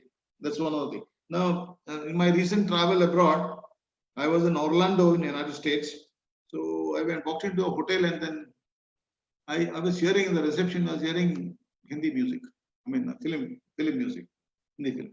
So then that guy who was attending there, no, young man was standing there, reasonably dark, and I asked him, "Are you an Indian?" He said, "No, I am from Brazil, but I love Hindi songs." Then he saw my passport, he recognized I am an Indian, so he did a special favor for me. He put my room a small gadget through which I could hear some songs from a few cassettes he gave me, all Hindi songs he put in my room and like. So that Indians are regarded very well there and envied also for the same reason, because Indians are doing well, prosperous. So envy is there, jealousy is there, everything is there, will be there. So that's why one of the reasons why we are being our people are being attacked here and there also. That's also another fact. But that shows the thriving Indians across the globe, and that will be a big support for India in its growth. Then there is the intellectual capabilities of India. We have the largest scientific and technical manpower in the world. All of them not to the top quality, definitely, but yes, yeah, in terms of you count the number of engineering colleges, science institutes, etc., we have large. All of them may not be of European standard or American standard, but yes, in terms of number, we are large. If you look at the CEOs of some of the, you take the top 100 MNCs and look at the CEOs, sizable number of them will be, you'll find they are Indians. They may not be people, Indian citizens, maybe of Indian origin. So basically DNA quality, it shows the DNA quality is very high. The ecosystem has to be good to nurture them. Now, our problem is that our ecosystem is not all that great. So that's why many of them have to go outside. Fine, you have to improve our ecosystem. That's a challenge that we are facing it. Now, we are fit to become a competent to become a knowledge society, because we are able to absorb scientific knowledge, scientific instruments, gadgets, technology. We are emerging as one of the largest population of what you call that internet savvy people, net users, mobile users, all that, our numbers are in the top. Perhaps, I don't know whether exactly statistics, China perhaps has got more because the population is larger than ours. Otherwise, we are on the top. Now, these are the plus points for us, despite the large problems we have. Now, what is the state of our economy? Not very good, we all know that. In 2019, our GDP was 2.9 trillion rupees, nominal value. No, dollars, sorry. 2.9 trillion dollars. 1 trillion is 1 and 12 zeros. That is 1 lakh crore in Indian terminology. It was expected it will cross 3 trillion in 2020. Perhaps we must have touched 3 trillion definitely, but I don't know what exactly is that. I don't have the figure. Our population was 36 crores in 1951 census, and today it is estimated around 136 crores. We have only added 100 crore more in the last 70 years. Literacy was 34% in 51, and today is somewhere near about 80%. That's what has changed. We are the fifth largest economy. USA, China, they're almost comparable. Japan, Germany, fifth. We are there, 2.9 trillion. And if you're looking at the GDP in terms of PPP, purchasing power parity, we are at $11 trillion, which will be third position after USA and China. Okay, our per capita income is around $2,800, which is amounting to something like $7-8 per day. Okay, that's where we are. The structure of economy, agriculture contributes 15%, manufacturing contributes 25%, services contributes 60%, around, almost rounded figures. And we are the most diverse country in the world. You take the diversity in terms of geography, in terms of climate, in terms of language, in terms of religion, in terms of food habits, eating habits, dress habits, anything. We are a diverse country, and still we are able to remain together. And in fact, I would say the diversity is our strength. In our neighboring country, which inherited our own type of culture and background, I'm referring to Pakistan, they also were diverse. They have 4 or 5 languages and cultures and all that. But they decided to have one common language and culture and things like that. And that was undoing of their country. That's how one of the fundamental reasons why East Pakistan broke away from them. And some others are also clamoring for a breaking away.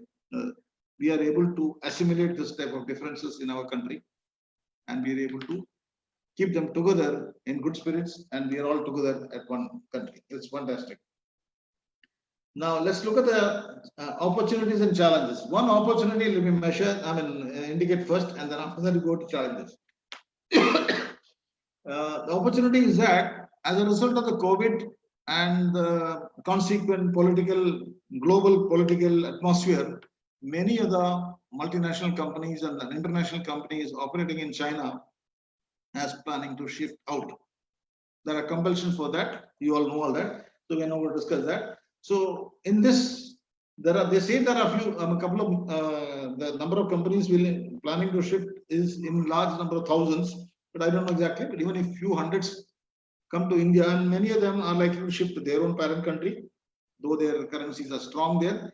But many of them may go to Malaysia, Indonesia, Vietnam, and South Korea, perhaps, and to India. These are the countries we will get bulk of these. So even if you get about 100 of these companies into India, that will be a big thing. Perhaps you might be knowing that iPhone has started manufacturing in a factory near Chennai, which was abandoned by Nokia a few years back. It was lying idle, and that has been occupied by iPhone and started manufacturing. Samsung, many of its mobile manufacturing facility are coming into India, and many of the vendors of iPhone are also shifting to India, and many are more likely to come. This is going to be a big boost for us, our economy. If we have to capture this opportunity. We had similar opportunities in the past also, but we have not been able to capture. Today, I understand that our government, both central government and the state governments, are geared up. Essentially, we should be able to give what they were getting in China. If they're getting land free, we should give them land free. If they are getting facilities free, we should give them. But not exactly nobody was giving free. They were giving them at some charge. We should match the facilities and match the financial rates. If that's so, why should they not come to us? That will be a great opportunity for us. Then next, I'm going to mention all problems and challenges. The fundamental great challenge that the COVID has thrown us is that the middle segment of our population, we have realized that they're extremely vulnerable to the disruption in their income, employment, health, housing, education, everything. You see that the number of people working in government sector, that is government per se, central government, state government, and the public sectors are very small. Then there are organized companies, large companies like Hindustan Unilever or Larsen & Toubro, Tata or something like that, where COVID may not disrupt their income or employment. Even there, to some extent, things are disrupted, but not so much. By and large, their salaries, their income, their employments are protected. But majority of the population are not in that. Majority of the population are in small firms. Most of them are in the what you call the unorganized sector firms, and here these sectors have been affected badly. So obviously, what happened? These sectors anyway cannot afford to provide housing or something like those. All these employees, they are migrated from rural areas to the urban centers. They're working there, and maybe after once their workplaces are closed, within 1 week or 10 days, these people find it difficult to stay there. They cannot pay the rent. They cannot afford to live. Living expenses are high. Everything. So that is what we saw: huge, massive migration, and we realized this. All of these people is and the high, extremely vulnerable to all these disruptions. This is the biggest challenge that we are facing today. Now we will tackle it in the coming years. We'll decide the future of our country.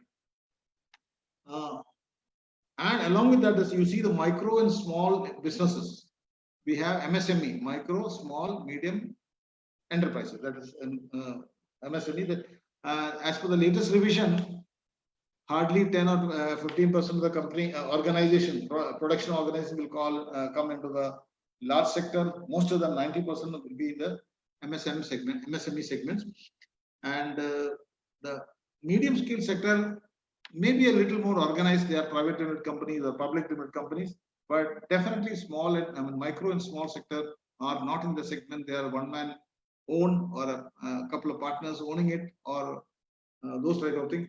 And invariably, you see all the restaurants on the on your streets, all the shops, bangalas, vegetable vendors, you count them, they are in millions. All of them are the unorganized sector. All these organizations are disrupted. Now, most of them are operating with very little of banking assistance and those type of things. Now today, and even the banking rules and regulations are not amenable to facilitate these people. So these people in disarray, we need to find out ways and means of protecting them in such catastrophe. Otherwise, we are finished. So our government is aware of that. They're doing a lot of things. They're talking about so many restructuring and all that. But yes, it takes time to reach them, and I'm sure it's going to be the biggest challenge that we are having. One of the fundamental reasons for our problems are absence of strategic orientation. Let me give an example. Some years back, 15 years back or almost 20 years back, one of the editorials on The Economist, there is a journal coming from UK, London, called Economist, which is read all over the world. And the editorial, I mean, they had a special supplement on India, what is the economic prospects and things like that. This is in the early 2001, 2002, that period. Now, they said that the first statement that they mentioned, India is a country of 1 billion people and a nuclear arsenal in the backyard. Only in 1999, under the Vajpayee regime, we had exploded a second Pokhran explosion. So they were saying that we had a nuclear arsenal in the backyard and 1 billion people. And then they said, but in the international arena, India counts for nothing. They recited the GDP of India, the per capita income of Indians, and the balance of trade of India, exports of India, and all those things. India is a non-entity in the globe, though we had that.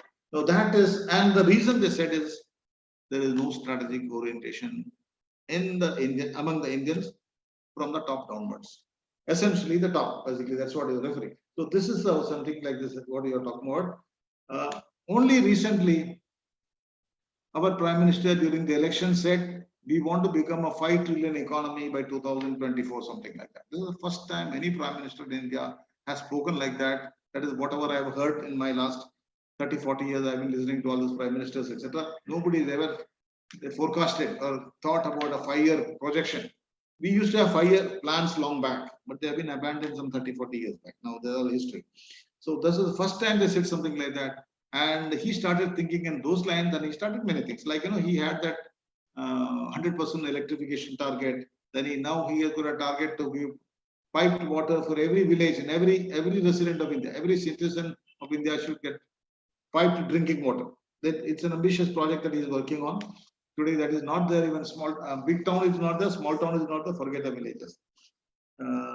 Those are plans he has, but many other organizations in India we have. If you look at our municipal corporations, our panchayats, our state governments, most of them do not have a long-term vision. See, among the states, Maharashtra is the largest in terms of GDP. They have a GDP of something like $430 billion. Do they have a plan to become a 1 trillion economy in 10 years' time or something? No, they're busy with so many other things. Now, most of the state governments are busy in transferring IAS officers or IPS officers or the political decisions here and there, or appointing some of their relatives and friends and those type of things. They are not thinking in terms of long term. This is what is highlighting. Similarly, many of our educational institutions also do not have a long term vision. We continued, the universities continued. You look at the engineering college curriculum, they must be at least 10-year-old. Are they current? Ask these questions. Now, every institution, MBA colleges, commerce colleges, are they teaching anything useful? There are many of these university colleges have a curriculum called what is that? Computer applications. Now, what are they teaching? They are teaching FoxPro, COBOL, and things like that. Now, are they used in real life? So these are the type of things. So we need to have a strategic and a long-term orientation and a perspective in all our thinking, even in our family. But I would say most of our families have have a long-term perception. That's why you and I are here. Otherwise, if our parents did not have that, vision, you would not have been there. So that has to be imbibed. There was a journalist called Kuldip Nair. He had written many books, and one of the book called Between the Lines. That book was dedicated. He operated from Delhi. Kuldip Nair has written. This is dedicated to Gurgaon Chaiwala because he understands things better than our leaders in Delhi. So this is the vision that I'm going to put. So this vision, strategic orientation, we have to have all our organization. We have to imbibe this. We have to cultivate this, nurture this, develop this. This is the one big challenge that we are having. So we can think of, let's say now 5 trillion economy in 2024. That dream has been blasted by the COVID, but still it is not unachievable. Perhaps you might actually hear about that. Okay, now better target will be 10 trillion economy by 2030, which is definitely achievable. We can look at that. Now, then I talk about the unorganized sector I mentioned earlier. Now, unorganized sector, when I'm talking about both production sector and also the population, people. Now, agriculture, see, with entire agriculture is unorganized sector. So, 15% of GDP is in the unorganized sector. Now, manufacturing sector is 25%, out of which 70 to 80%, which means 20% of the GDP is also from the unorganized sector. And the service sector, 50% are from the unorganized sector. All these thelawalas and this restaurateurs and shopkeepers, kirana, all that is unorganized sector. So you will find something like 70-80% of the Indian economy or GDP is coming from the unorganized sector. This is the most vulnerable, I mentioned earlier. Now, some of the things that we have to look at, one is the healthcare. This current government has introduced the healthcare 2 years back, which was primarily meant for the bottom 40% of the population. Something like 50 crores of the population was to be covered under that. That has been implemented. Many of the states in their wisdom, they have not implemented. Now, much of it was useful during the corona care. And imagine somebody gets a heart problem and he has to be treated, 3-4 lakhs of rupees minimum has to be spent. Where will he have that sort of saving? Now, this type of healthcare will cover that. Now, today I am happy to see that about a week back I read government is trying to cover another 50% of the population in the coming budget. So partially, not be 100% free from the government. There will be gradation and partially the people have to pay. That's fine. But at least 40%, another 50%, 90% of the population will be covered. Top 10% they can cover themselves, or in future we'll cover that also. We need to cover. And the very thing, healthcare infrastructure. Now, this is fine that we will monetarily will be supporting, insurance will be providing, but we don't have adequate infrastructure across the country. Now, barring the metros and the big towns, when you go down to the smaller towns and villages, it's very much in short. But once they have this sort of healthcare systems and all that, there'll be demand for healthcare will increase. And definitely in the next 5 years to 10 years, we have to build up the healthcare system, and state governments and the central government have to take care to introduce, create some incentives for them to disperse into the rural areas and small towns and create the healthcare infrastructure, network them, regulate them. All that is required in a big way. And this is now again the strategic implementation. One of the challenge will be training the people in leadership. Now, most of the problem we are facing is lack of leadership. If you see the state government, some of the state governments are doing well because the leadership at the state level, the chief ministerial level is good. The powerful leadership, so they are able to do well. Now, I don't have to mention the name of the state, you can observe on your own. And there are many states where the leadership is lacking, and you can see what chaos is going on there. So this is there. Now, we want that kind of a quality of leadership in every organization, whether it's public sector organization, private sector organizations, voluntary organization, cooperative sector, everywhere. I was happy to read that, Amul Group, there are a number of companies put together the group. They had made a group turnover of 50,000 crores. That means 50 trillion rupees was their turnover last year. That is 1920.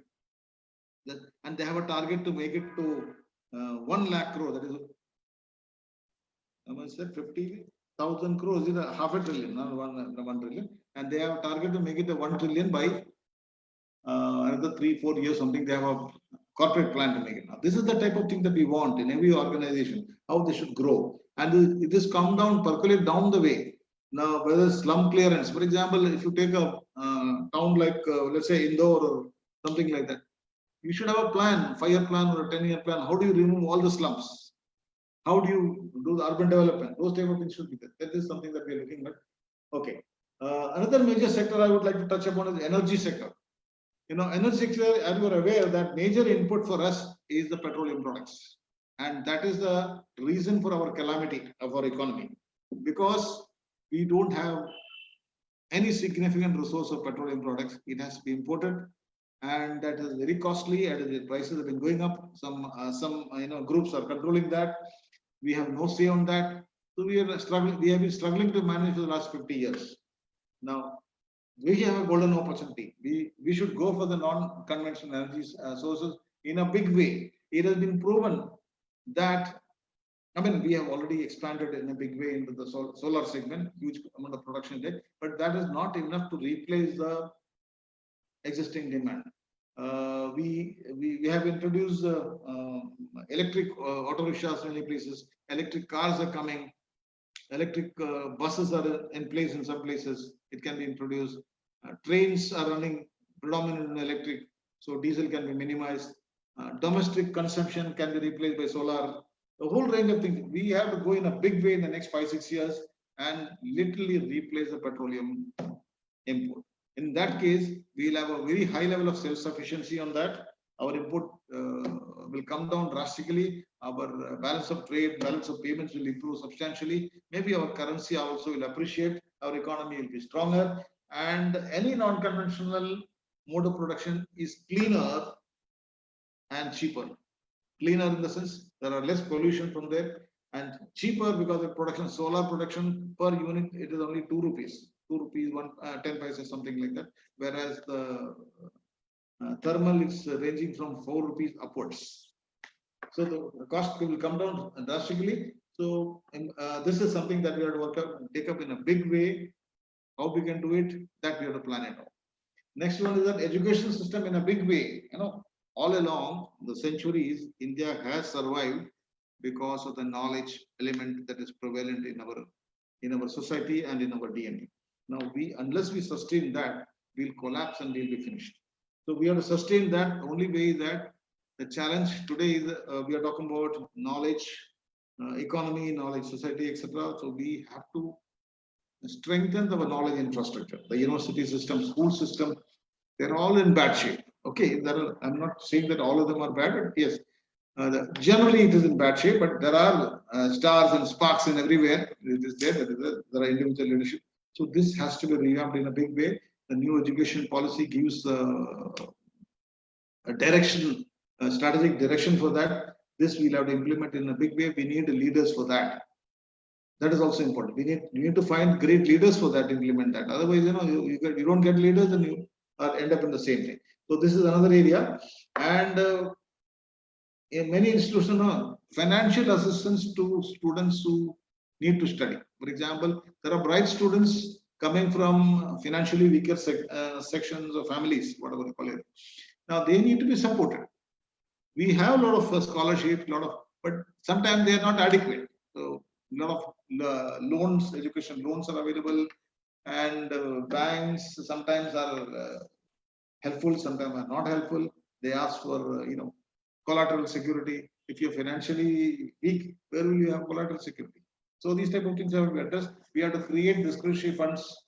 With one of the suggestions that we have been thinking about is create discretionary funds within the academic institution, where the director or a team of people, the senior people, decide if the student really deserves, he should be given a grant or a loan. A loan is always repayable. Grant is free. Free money is not always preferable. See, sometimes people get to free money means habits go bad.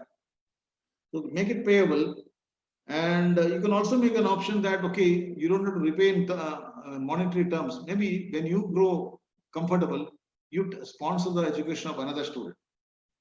You studied engineering with the assistance from your institution. So in turn, after 10 years, you sponsor the education of a student of that time at that price. So something like that, there are a lot of variations you can do work out. So these are some of the possibilities we got to think of in a big way. planned urbanization. We have a problem of congestion in the metros and the largest other cities also. And we say that 20% of population are in urban locations, and the facilities available in all the locations are poor. Drinking water is more or less available, but sanitation is poor. The drainage system is absent in most of the big great towns. Only metros perhaps it is there. Beyond that, it is poor. So one method is that we pick up, say, let's say 100 cities across the country, from the top downwards, 100 cities or maybe 500 cities, depending upon fund availability, and fund them in a massive urban planning exercise. We provide the funds and plan those good facilities, removal of slums, give better rehabilitation facilities, widening the roads, better houses, better public facilities, better drainage system, all that you provide in a big way. In the next 10 years, it could be a massive investment. Funding will be required definitely. We'll have to take loans from elsewhere, mobilize from public also in a big way. We are not all that poor. We can mobilize money from internally also. And implement that. This will give tremendous employment and activity for the next, and give a boost to the growth. And by the time this is completed, economy will be in a totally different shape altogether. So this is a massive thing that we can think about it. Some thinking is there in government, but I feel that is not adequate. It has to be speeded up and strengthened in a much bigger way. Another area is that restructuring of PSUs. We have made huge investment in public sectors. Many of them, some of them are doing very well, but many of them are operating at very low productivity. Transform them, get them great leaders. You remember SAIL in the 80s was a sinking ship. Instead of sailing, it was sinking. At that time, they got a great manager who had made that company called VHCL very well. He came in as a chairman, he revamped SAIL, and SAIL became a very profitable enterprise. Similarly, that we have to revamp all these PSUs in a big way, restructure them. Some of them are unproductive. You have to sell off some divisions. Some retrenchment also might be required. Hard decisions that we made. Same with the railways also is the biggest government sector operating company. Some of them are manufacturing facilities are there. Like, you make wagons, you make engines, you make various parts for that, all also part of it. So they can be converted into public sector companies, corporate entities, and they should be made accountable. Productivity has to be increased in a big way. And same thing for the defense production also. Already this government has declared that they want to sort of convert them. All the defense production units today are government entities. They are not limited companies. They want to corporatize them, and gradually some of them will be privatized also, may or may not be, but that's a different issue depending on the strategic importance. And some of them will be, for example, there's a company making trucks in Madhya Pradesh. Now, trucks is not a strategic item. Ordinary trucks. Ordinary trucks can be procured from outside. So trucks manufacturing can be going to the private sector. But if you're making tanks and things like that, maybe government can contribute. But that has to be. So a lot of scope is there for restructuring these and improving the productivity, and hence economic activity can be increased substantially. Financial engineering in a big way. Financial engineering, I did some study 2 years back of the budgetary expense of the government. I found out, for example, in 2018, the total budget was 21 trillion rupees. Each had something like 16 trillion rupees as a revenue budget and 5 trillion rupees as a capital budget. Now, in the revenue budget, there was an item called pension expenses, that is 1.5 trillion rupees, which means Government of India on that date had to spend 1.5 trillion rupees, 1.5 lakh crores in that particular year to pay pension to the employees who have retired from Government of India in the last so many years. So there are living pensioners are there. It's a burden, and there is no fund created for that. Mind you, most of the developed countries, when they have pension, it is paid out of pension funds created earlier. Now that is lacking. So that is one thing. So now how do you manage that? Now this is a big drain. Every year you have to raise 1.5 trillion rupees or so from the revenue. So that is becoming a very difficult time. So you have to work out, you have to create a fund, maybe borrow steel, create a fund, maybe 30-40 trillion rupees fund is required to be created, and invest in productivity somewhere else from the returns, the dividends, the interest.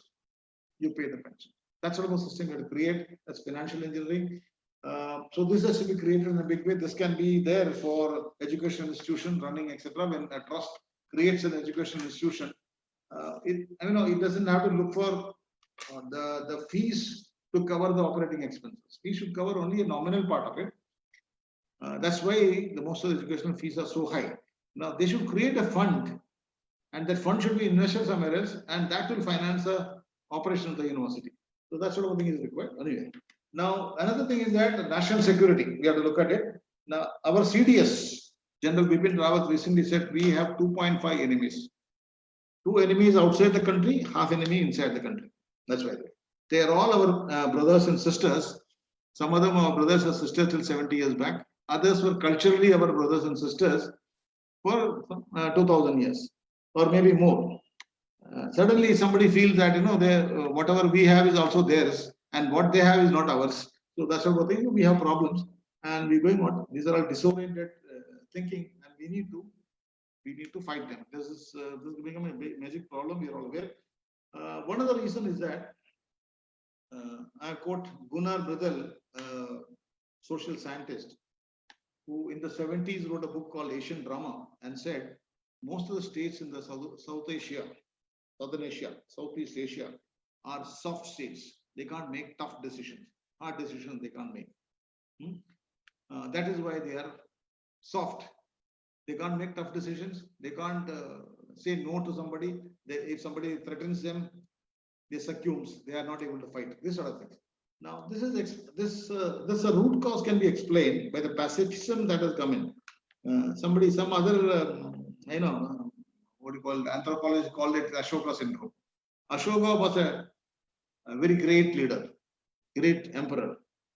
He became a great emperor after the Kalinga War, where till that time he has glorified himself with bloodshed only, and after that he became a very benign king, very pacifist king, and he was all the virtues of the world. And we started worshipping Ashoka, and all our people started becoming Ashoka.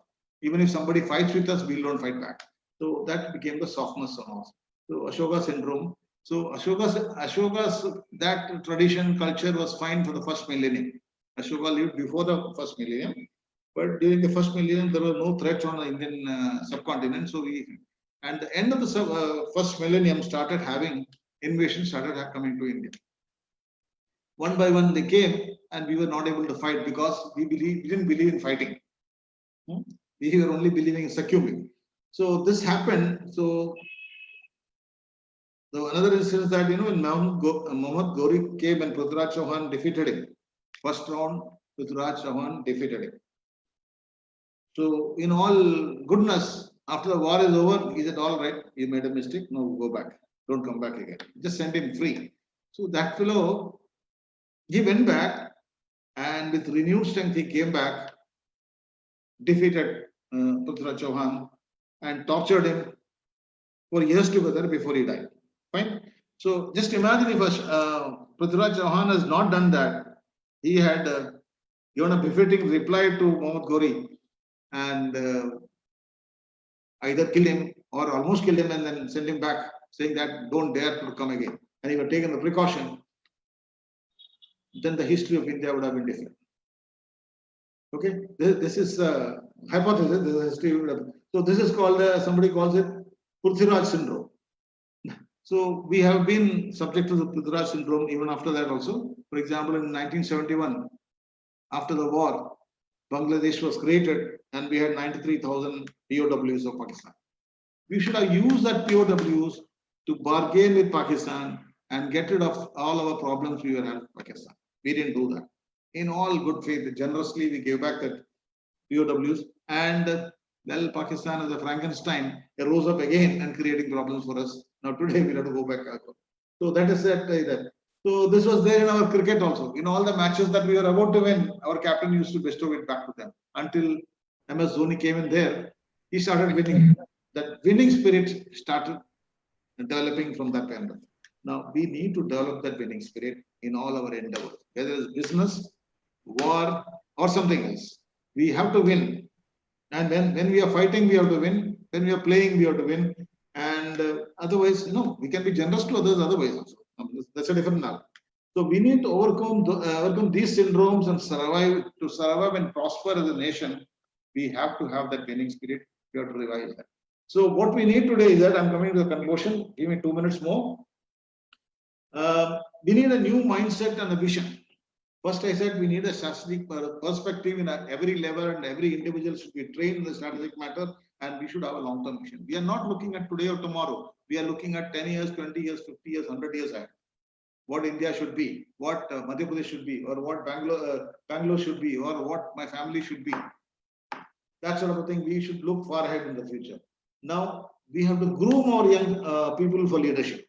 All our education, what we are talking about education, undergraduate level, school level, postgraduate level, it is not a matter of just giving information or knowledge. It's a matter of giving knowledge, skills, survival skills, winning spirit, and leadership. I emphasize on the leadership. So it's a leadership training. Every university, every school, every college is a leadership laboratory where we are creating leaders of tomorrow. Groom them. Groom to get rid of charity-seeking syndrome. We have a syndrome of charity. We want everything to be done by the government. I was reading about a case in a small town in South India. I don't want to mention the town, so somebody will feel bad. I don't want to mention that. This town had a fair amount, decided on a bypass for the road leading to that. So anyone going through the town don't have to enter the town. They will bypass and go. So this was decided in 2000, and in 2001 they acquired the land for the bypass. They acquired that and kept there. Now till 2020 till today, the land is lying there. Road has not been built. Now, if you ask the people, Sarkar has to do it. Now, this I would put the blame on the people. They have to organize themselves. One, demand the government make them do it. Number one. Number two, if the government is not doing, organize themselves and do it themselves. Create systems and processes, mobilize funds, services, resources, and do that. That is the spirit of doing. Let us not raise problems. Let us find solutions. Let us create solutions. That should be the approach, and that is what our young people should be trained. Okay, we have problems. We need help from government or anybody else, higher ups. Okay, our parents' help is good, but we should do ourselves. Atmanirbharta is really that. Self-reliance is that. Then we should be driven by an eternal wisdom on ethics. We have an enormous amount of texts, dharma texts. All the religions have so much of do's and don'ts about things, and that has enlightened us about so much of wisdom about how we should behave with our relatives, our friends, our neighbors, our brothers, our customers, our people, our society. That has been decided. If you see Chanakya Niti, it is a big text in that. If you look at Vidura Niti, that is also describing that. If you look at the Tirukural, which is there in Tamil, written by compiled by Thiruvalluvar, that is also massive text in there. These texts should be studied and made available in a customized manner to our youngsters, so that it reflects of today's time, and we should be enlightened by that wisdom. That will give you a great global vision. And sustainability is another issue. See, for example, I don't know whether you are aware, China is going through massive floods now. One of the biggest dam called Three Gorges Dam. They are fearing it might break or not. If it breaks, they say the 50 million people downstream will be washed off. It's such a big dam. And even yesterday, day before yesterday, I was seeing in the news the rising water levels in the dam, and they have opened some 20 sluice gates, but still water is rising. So because we have never bothered to understand nature, we have never looked at the sustainability. We thought we are supreme. Man is supreme in the nature. We have to understand that man is not supreme in nature. Nature is supreme. Nature can survive even without man. But man cannot survive with nature. If nature is there, man is there. Nature can be there even without man. If man perishes, mankind perishes on this earth, see, the nature will survive. But if nature perishes, mankind will lost. We have to understand this, and we have to look at sustainability in a big way. Our young people have to be understood, to be educated on the sustainability aspect. All our actions, we cannot build dams that will have a catastrophe in future. We cannot build anything which is destroy the nature. So this sort of thing. Now, in all, let me conclude. At an individual level, all the youngsters who are looking at the future, there are so many battles to be fought and won. First battle is to build character and imbibe eternal values. This is something that you have to do yourself. Others can help you, they can be coaching you, but you have to develop. Whether you want to build your body, you want to build your character, build your value system, be a civilized person, that primarily the urge has to come from you, struggle has to come from you. Second, to overcome personal socio-economic challenges. Everyone will have their own socio-economic challenges. Some people are lucky, their parents have made enough wealth enough, so they don't have to worry about education, etc. Many of our people, even today, have to worry about their education. I am interested in studying, but I don't have the funds back up. My parents cannot back me up. They don't have the resources. Well, this is a struggle many people are going through. Yes, there are crutches in the form of scholarships and supports and various types of things, but we have to struggle for that. Okay, overcome personal socio-economic challenges to achieve excellence in the chosen field. Whatever field you choose, somebody chooses electrical engineering, you want to become an electrical engineer, you have to struggle hard to become an excellent electrical engineer. You choose to become a hockey player, you have to struggle hard to become a hockey player. You struggle to become a movie actor, well, you have to struggle hard, it's not easy.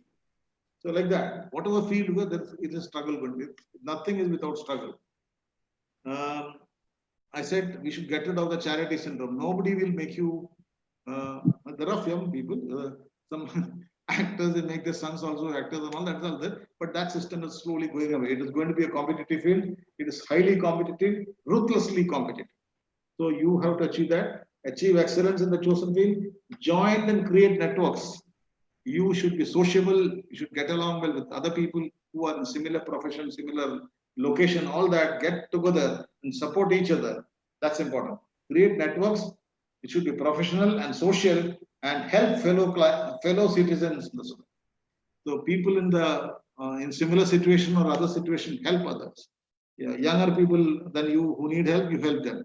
Similar senior people help you, and you help your friends, relatives, everybody you help each other. And finally, you should be committed to the society. Whatever you do should not be against the society. What you do cannot be anti-social. What you can has to be socially oriented, socially relevant, socially beneficial. So this is the type of thing that I want to say. Finally, and with this I conclude. There's a lot of challenges. Nothing is free in this world, but hope is there. Now, I heard that some people saying that Corona, we don't know how long with it. I am not sure. I am not that way. I am very optimist. I've been looking at the statistics very carefully. See, for example, now India has touched this. What is it? Almost 2.7 million has touched by today. It's fine. There is a declining rate of death. You have noticed that. Death rate in terms of percentage is coming down. The recovery rate is going up continuously. And there is also an expert say that the moment the recovery rate crosses 70%, then the curve will start coming down. Now, India is somewhere, the recovery rate is somewhere at 67, 68, and many people say by the end of August, we will cross 70%. If that's so, then we will be on the declining trend. This is some of the things that I said. One more point was there on that. Okay. Now, if you look at that, we have been having for more than 75. Now, I'm looking at next 100 days. COVID will be very, very marginal and manageable in this country. I mean, that's optimism that I'm taking. I may be wrong. I don't have any expertise in this. I may be wrong, but I hope I will be right. That's what I'm saying there. But I hope I am pessimistic in this forecast. It might be faster than that. But definitely the death rate has been declining. Another point is that recovery rate has crossed the, what do you call that? Every day so many people are reporting to have COVID, that rate is lesser than the recovery rate. That recovery rate is more than the output rate is less than the input rate, which is positive for me. So with this, I am hopeful in the next 60 to 100 days, we'll overcome that. And then we'll be back to business. Okay, COVID might be there in a small element, and be there, precaution may be there. By the time vaccine will come, all that will come. So we'll survive as a nation. There's no question on that. And be optimistic, and everything will be fine. Thank you for this great opportunity. I shared what I had in my mind. the pent up mind, all my thoughts I have shared with you. If I made any errors, pardon me for that, and thank you for the opportunity. It was an eye-opener discourse, and especially the last part that you said, hope. So, sir, hopefulness is most important to have. Sir, it was great to hear you, and the syndrome also that you shared with us, that was all true. We could imagine those syndromes happening to us. We certainly appreciate the splendid process that you have shared with us, all your views and thought, and so we are very grateful that you were with us today, sir. The pleasure is mine. Yes, sir. Thank you very much, sir. Welcome. Next, I would invite Mr. Praveen Mokapatti, who is an alumnus of IIM Bangalore and ANM University and Osmania University. Mr. Praveen has 15 plus years of business scaling and research experience across functions such as marketing, sales, business development, and general management across the United States, Europe, India, and Southeast Asia. He works as Associate Director at Indian School of Business at SRITNE ISB Technology Research Center that revolves around the implication of technology on business and government. He also served as Honorary Ambassador of German-Indian Startup Exchange Program of the German Federal Ministry. Mr. Praveen is a student of German language and in spare time enjoys taking portrait photographs. Now I would invite Mr. Praveen to share his view on the digital transformation post-COVID-19. Mr. Praveen Mokapatti. All right, thank you so much for that welcome. Just setting up stuff at my end.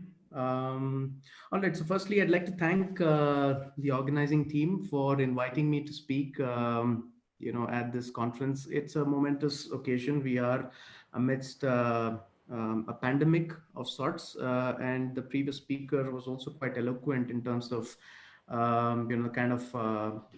aspects that we'll need to be mindful about when it comes to a COVID or a post-COVID world. And at the same time, we need to be mindful of what lays ahead in terms of opportunities. I'm always an optimistic person and look for opportunities, and I would advise the same for you as well. So today I'm going to be touching upon a topic of digital transformation. I'm calling it Digital Transformation 2.0, mainly because I believe that COVID and the instantiation of COVID has sort of created an inflection point of sorts, and how digital transformation, something which has been there in place for some time, will see a rapid uptick in terms of how it is going to be embraced by multiple industry sectors and how it can have a potential impact on all of us. Right, so that's going to be the broad theme of my talk. It's not going to be long, I can tell you that, given that I know that my talk is perfectly spaced, between you and lunch. You'd want to take your break, but I'll probably take about 30-35 minutes, and then we'll have ample time for Q&A so that you might be able to, ask any questions that you may have. I'll also want this session to be interactive. So I have a few questions that I will ask you, and hopefully you will get to respond in the chat window.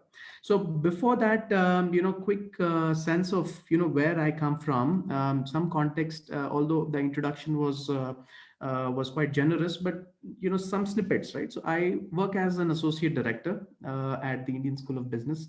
In particular, I work with a center which looks at the implications of technology on businesses and society, right? So it's an exciting place to be in, given that in the kind of topics that I get to work with and the kind of industry and government stakeholders that I talk to are constantly looking at ways in which technology can be introduced, and digital transformation happens to be one among those technology initiatives that I strongly study. I'm an alumnus of IIM Bangalore, Texas A&M University and Osmania University. I've also, founded the subsidiaries of a German multinational in India and in Singapore. So I have a sense of how you set up business and grow them. And as a result of that experience, I've also worked extensively with startups. So that's startups from US, from India, Singapore, and Israel. And the idea is, how can we scale them up in a large market like India? I worked with large multinationals across multiple industry verticals and also with governments. I keep writing. I like to write. So you will also find my name appearing in Times of India, Deccan Herald, Your Story, Entrepreneur, CIO magazine, and a bunch of others. I'm a startup mentor. I work with a few startups, specifically in the area of technology, education, and sustainability. And I also coach students, the B school students in particular. And I keep getting invited to panels and conversations like these, which also allows me to think about topics and put them in context to the audience, such as you. And needless to say, I'm a tech enthusiast, and you will also see that extensively when we go about it. All right, so this is the part where it becomes interactive, right? So what is digital transformation? I would really like all of you to think about it for maybe 10 seconds and type your response in the chat window. Your answer can be just one word, or it can be a long sentence. It doesn't matter. And also remember, there is no right or wrong answer, right? So just go ahead. What comes to your mind when you listen or see a digital transformation on the screen? So I'm opening up my chat, so I'll get to see what you guys are typing. Go ahead, type. Don't hesitate, don't feel shy. Like I said, there is no right or wrong answer. I look forward to understanding, in some sense, where what your perspective is on digital transformation. Okay, I have one response that says real to virtual. Okay, all right. Who else? All right, you guys have been listening to people talk, but I'm giving you an opportunity for you to share as well. So let's make this interactive. Think of it like a real-time session where I'm in front of you talking to you, right? All right, so I have more responses. Megha writes, digital transformation for me is it's normalized COVID situation. Okay. All right, so Salani writes transformation done digitally. Tushar writes AR. I'm assuming augmented reality, right? So unless Tushar meant something else. Who else? Any other responses? I can wait for another 30 seconds. So don't hesitate, don't feel shy. You can write to me privately if you don't want to send it out to everybody. I will keep your name anonymous. But again, there is no need for you to be hesitant. It's not like a classroom, right, where you get to see other people, and if you're conscious about it, don't worry. Feel free to share. Change the world. Okay, all right, so that's another response that has come through. Solve existing problems by new technology. Okay, that's another interesting way to look at digital transformation. All of them are absolutely right, fair answers in their own right. So then Aishwarya writes, the base of DT is transformation to make life easier and convenient by all means. Yes, that's another beautiful perspective in terms of how it can bring about an impact on our lives, on our society. So definitely that's a valid answer. Any more responses? Maybe not. All right, so that's all right. You can keep them coming and we can sort of switch into those as we move forward. Arshad writes ease. So that I think would sort of cover that. Of course, there is a benefit in some sense, an ease that digital transformation sort of brings to the way we operate, or businesses operate, and saves time, right? Of course. All right. Sakshi talks about the future. Yes, of course, it is to prepare ourselves for the future and make it more effective in some sense, right? All these wonderful answers. You've been great in responding. Thank you. So I will move forward. So I just did this word cloud, right? A word cloud is nothing but, when you put a bunch of words together and you want it to be created in the form of a cloud like this, you can get to see all possible related words, or themes that are associated with digital transformation. So you can look at digitization, IoT, What else? Digital revolution, networked economy, big data, devices, connected cars, wearables, social media. So you see, there are a bunch of things that are visible on the screen, and all of us, in fact, are impacted by one of these hashtags that you get to see on this word cloud. Just think about it. Internet is there, devices is there, mobile to mobile in case you're interacting with others. Mobile, of course, is there. You're accessing information. You are on digital platforms, and today this Zoom itself is a digital platform for us to interact with each other. So just digital transformation is everywhere, and all of us are impacted by it and will continue to be impacted by it, right? So that's something which we need to be having in mind, right? Now, if you were to look at Wikipedia is a fair source, not the best, but it's a fair source of putting things in a very easy way, right? So digital transformation, as it says, is the use of new, fast and frequently changing digital technology to solve problems, right? It's a solution to solving problems using technology. It's also about transforming processes that were previously non-digital or manual to digital processes, right? So Pragya also talks about digital transformation using digital techniques to modify or create a new business process, which is exactly what the slide talks about. And it helps to build a smart business. Of course, that's the overall framework in terms of how the benefits of digital transformation plays out, right?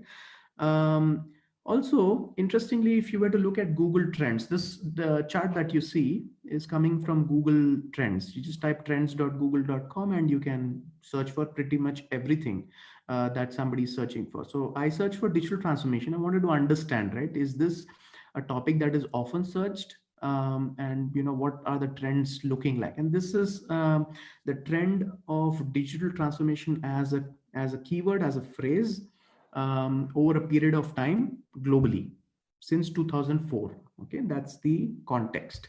Now, if you see, since 2013, this trend has rapidly risen. Of course, there are few ups and downs, but largely it is on an upward swing, right? And the circle that I've selected is the highest possible search that has happened for digital transformation on Google in June 2020. Of course, it has fallen a little bit here. This is August data, but just like it has fallen previously, this will again rise. I'm absolutely sure about that. So this is the era where we are in, where a lot of us, people, individuals, businesses, people working in businesses, governments, everybody is thinking and talking about digital transformation, right? Clearly there is something to it that it really is being searched so much on the internet. So what are the benefits really, right? So if you were to look at this, this is a study published in the Harvard Business Review, and there are a lot of interesting insights in this, right? So if you were to look at this is a comparison of how companies' performance have improved as a result of them introducing digital transformation, right? And this is a comparison of companies in Asia Pacific who have introduced digital transformation and comparing them with all the other companies globally who have introduced digital transformation. This is just to show that APAC or Asia Pacific companies have seen a better performance by adopting digital transformation. But that's all right. I mean, broadly look at both numbers. So here, in terms of speed to market, me and my ability to launch products in the market has rapidly improved by 15% if I were a global company. If I'm an Asia Pacific company, on an average, it's 27% in terms of improvement that I have seen. In terms of employee satisfaction, employees are more satisfied if I am satisfied with whatever I'm doing by adopting digital transformation. So two participants have raised their hands. I'm unsure of how I can respond to them. So maybe I start with Isha or I don't know if you want to speak, unmute yourself and speak. I don't know if that's possible. Subhash, can you check? Isha and Karan seem to have raised their hands. Question after the presentation, sir. Okay, all right. So we will just make a record of these. All right. So then overall growth of companies, right? They have also grown. by almost a quarter, 25%, across the globe.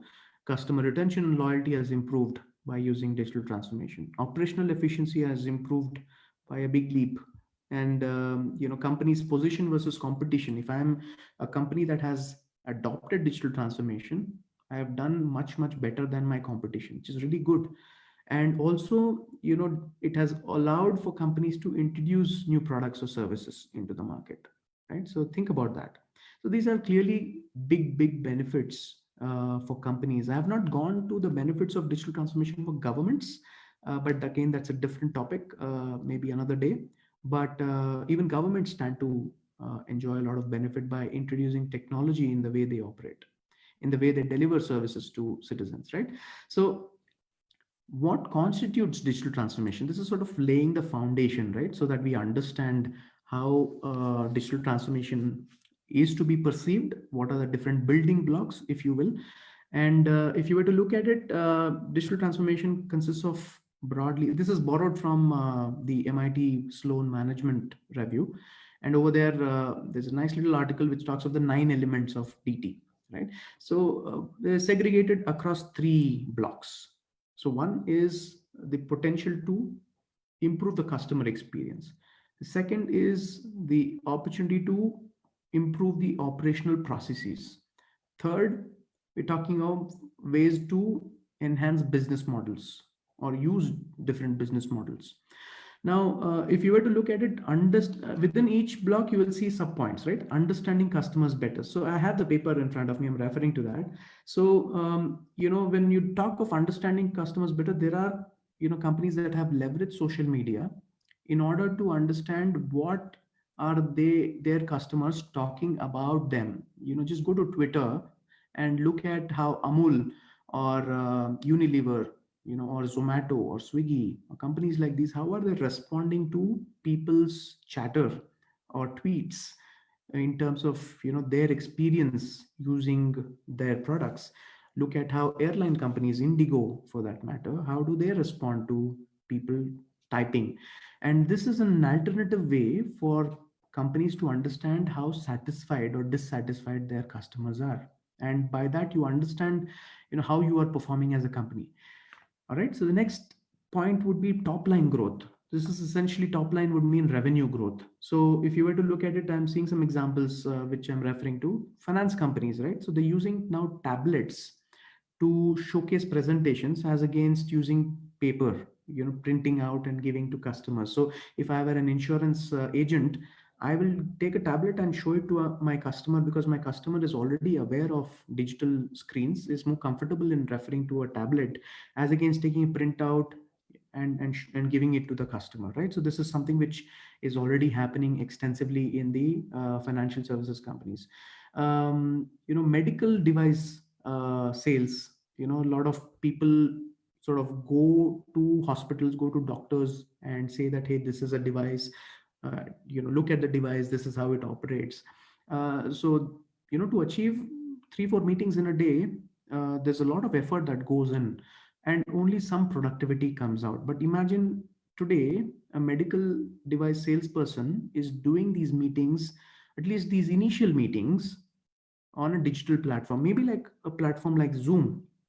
And in that process, what happens is they are able to talk to a lot more doctors, a lot more hospitals, and create a lot more opportunity that way, right? And when you create a lot more opportunities, a lot more leads, you tend to gain growth in terms of your revenue. So that's the other one. Now, customer touch points. This is again the same example that I told you about Twitter. So previously, social media as a interaction channel wasn't there. A lot of banks, a lot of telecom companies, Airtel, any bank that you have potentially an account with will have a presence on social media. And that's another opportunity for these companies to interact with their clients. So that's, if you see, all of them are aimed towards improving the customer experience. Operational processes, if you see,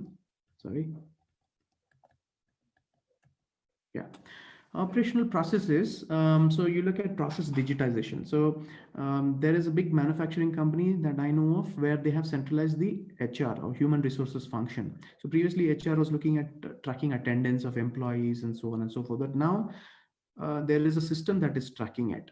There is a system which is attendance system, which is there in a lot of factories and a lot of companies today. But this company did not introduce that before. So as a result of introducing such technology, biometric system and so on, now they are able to sort of relieve the HR personnel in terms of these attendance taking and look at how can I improve the learning and development of my employees, right? So that's a big process change. A process digitization has enabled that change to happen. Then there is also a specialty materials company that has automated R&D processes. Instead of filing paperwork, writing, this is what I have done, this is my finding, they have digitized everything so that it's much faster, much quicker for an R&D technician or an R&D scientist to fill in and complete it, so that there's more time available for innovation and creativity to happen, right? So that's clearly process digitization that is enabling all of that to happen. Worker enablement in times like COVID, right? So there is a work from home, everybody is working from home, and technology platforms such as Zoom, or there are Microsoft Teams, Google Hangouts. There are many tools that are available today for workers, employees, employers, all of them to be connected with each other and still continue for work to happen. And even in times like these, business is continuing. Of course, there is an impact, but still business continues, right? So that's possible only if the company or companies are embracing technologies, digital technologies. Then there is performance management. Previously, it's all paperwork. You fill out, how did I do last year, last quarter, and then typically the manager reviews on that same paperwork. Then it is handed to HR then reviews them and makes notes. It's a very, very manual, cumbersome process. Now, since the past decade or so, these processes have moved online, and there are platforms which allow for, there is a link that goes to the employee clicks that link, fills out their performance and submits it. It goes to the manager reviews it, fills the feedback, talks to the employee, and then submits it. That goes to the HR, does all the things over there and then sorts them out. So that's how technology has sort of made this much more efficient, seamless, and a better experience for employees in terms of their performance management, and even for the employers for that matter. Now, interestingly, business models. So there are digitally modified businesses. So there is a company which was a brick and mortar company. Brick and mortar meaning it's like a store which is there. There is no online presence. So there was a company that moved from brick and mortar to e-commerce, and apparently one such company has seen 20% new clients to come because of online presence, because of e-commerce, and their existing clients were consuming 13% more than average, right? So there's clearly a benefit of introducing technology and by digitally modifying your business in order to be more accessible to your customers. And by small change to a business model, you are increasing your revenue in some sense, right? And there are new digital businesses. So let's say a sports apparel company previously selling, just shoes and, maybe clothing, apparel and stuff like that, is now starting to sell GPS smartwatches because it's relevant, it's related. And in some sense, it's creating a new line of digital business, which previously they did not have even thought of. They have created the new line that way. And lastly, digital globalization, right? So how can you be global at the same time be locally relevant, and technology can enable that to happen. So that's sort of the cornerstone of digital transformation and the key elements that get into implementing them. Not all companies are able to be successful in all these 9 elements. They look at the context. Typically, if you look at a company's context, most of these elements can be introduced and perfected, but not all. I have not known any instance where a company has got all of them absolutely right. Okay. Now, digital transformation in a post-COVID world, right? So this is something which is a very interesting thought process, right? So what would the world look like, and what kind of changes will happen, using digital transformation in a post-COVID world? What can we expect? This is again an opportunity for you guys to share your thoughts. What do you think would be the big trends in digital transformation? Again, use the chat window, share your views. I'll be watching the chat, and acknowledging them and also seeing if I, how can I connect it to the subsequent set of slides. Go ahead, type in the chat window.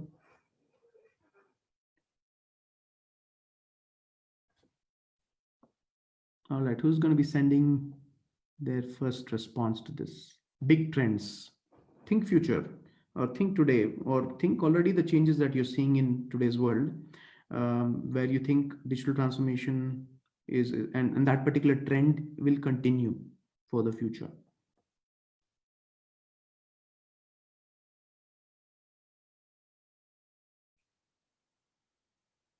All right, no messages, no in the chat, no messages I can find. Are you, I mean, it's good to forecast, no? I mean, it's always something which will allow you to think through the future and how would the future look like. And given we are in this COVID situation, how do you think this is going to, what kind of trends would emerge, right? That's basically what I am asking for. Okay, so some responses I can see already. Rumia says more technologically equipped. Yes, of course, that's definitely going to be there. And I will touch upon a few specific technologies which is going to see a lot of uptake, going forward. I see Dr. Satyanarayan talk about Industry 4.0. Yes, absolutely. Very, very important, very relevant, given that so many factories are shut down. If you look at the belt in Madhya Pradesh or some specific industry belts where they have not adopted technology, they have not digitally transformed, their businesses have been shut.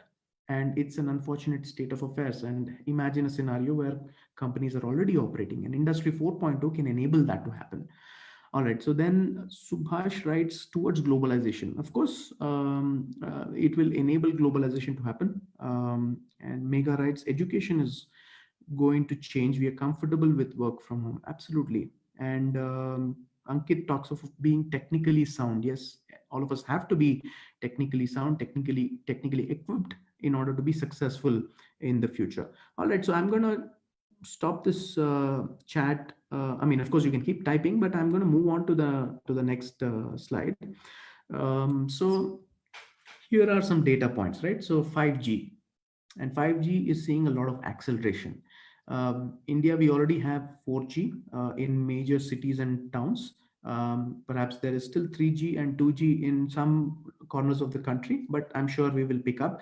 But a lot of developed countries have accelerated efforts with 5G.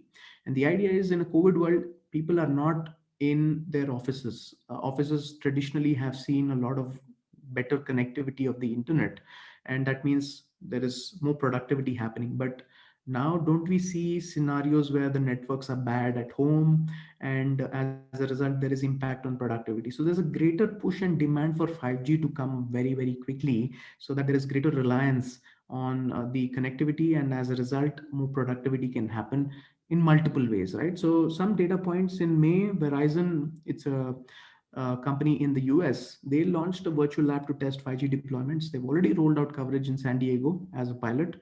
In China, 5G deployments are already happening. So Ericsson, the provider of 5G technology, had to accelerate, their delivery in order to achieve that goal in China. Qualcomm is a major company in 5G technology, and they also provide technology that powers Snapdragon, as a chipset in some sense in a lot of our phones. That they have had over 60% devices, that were shipped in the past quarter, the April to June quarter, were all 5G enabled, right? So that's a lot of devices. And there are about 350 telecom operators that are currently investing in 5G around the world. 80 operators have already launched 5G commercial services in 35 plus countries. We have not as a country. We will get there. Right now, we are talking about 5G testing, spectrum testing, and so on is happening. So clearly 5G is going to be a big trend, and that is more at a societal level, perhaps not so much at a company level. Then there is increased automation, right? And Dr. Satyanarayan talked about Industry 4.0, And Industry 4.0 is really about Internet of Things in an industry setting. Imagine that. And you have sensors, sensors attached to these different machines, sensors that not only capture data of these machines, but also have an opportunity to control the machines. So you are sitting at remote, maybe it's a factory in Indore, and the operator somehow for some reason is in Jabalpur, and he wants to operate the machine from Jabalpur, of a machine which is in Indore, and he opens his mobile phone. Imagine this, right? He opens his mobile phone, scrolls down, selects that machine, and says, does a swipe, right? And then the machine in Indore switches on. So that's possible with connectedness, with device connectedness and Industry 4.0. And that has been one of the reasons why a lot of companies, a lot of factories, manufacturing setups have suffered during COVID, where they were extensively reliant on human involvement. But Industry 4.0 and the need for Industry 4.0 and automation has rapidly increased because a lot of people are seeing there's a lot of struggle there. Robotic process automation is really about automating repetitive tasks, and there are algorithms that can be written in order to just respond to standard tasks. So let's say I'm a customer, I'm writing to you, Swiggy, I have not received my order. Ever use Swiggy or Zomato or Food Panda, any of these tools? Most of them have a chat option, and this chat is powered by robotic process automation. So you will see these texts coming in, these replies coming in, but these are not usually typed by a person. They are typed by the algorithm. They understand natural language and they process it, and then they send that information out, which is appropriate to that question which is asked. And an agent or a customer service representative gets connected only when there is an escalation of sorts that happens. And this is really automation, right? You don't need so many people to service clients. You can use algorithms. Algorithms can address basic questions, but then you get to some complex questions which are addressed by people, and that way you're bringing in more efficiency. That's really how automation can help companies. NASSCOM, the industry body in India, and NASSCOM's president Devjani Ghosh, she recently said that the global in India industry will see a lot of effort in the aftermath of the COVID crisis, and it will be a crucial tipping point of mass transition towards wide scale automation adoption. And that clearly tells that industry is headed towards automation.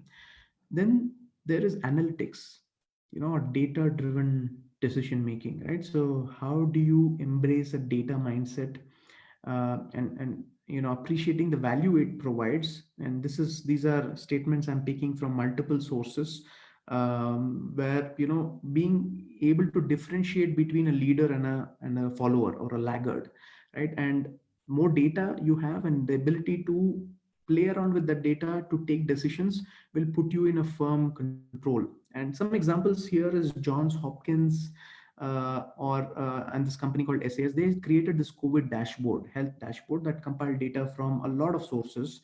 It could be sources from government, sources from the hospitals, private hospitals, public hospitals, and so on, to sort of track how the pandemic was growing across the globe, and more in particular in the US.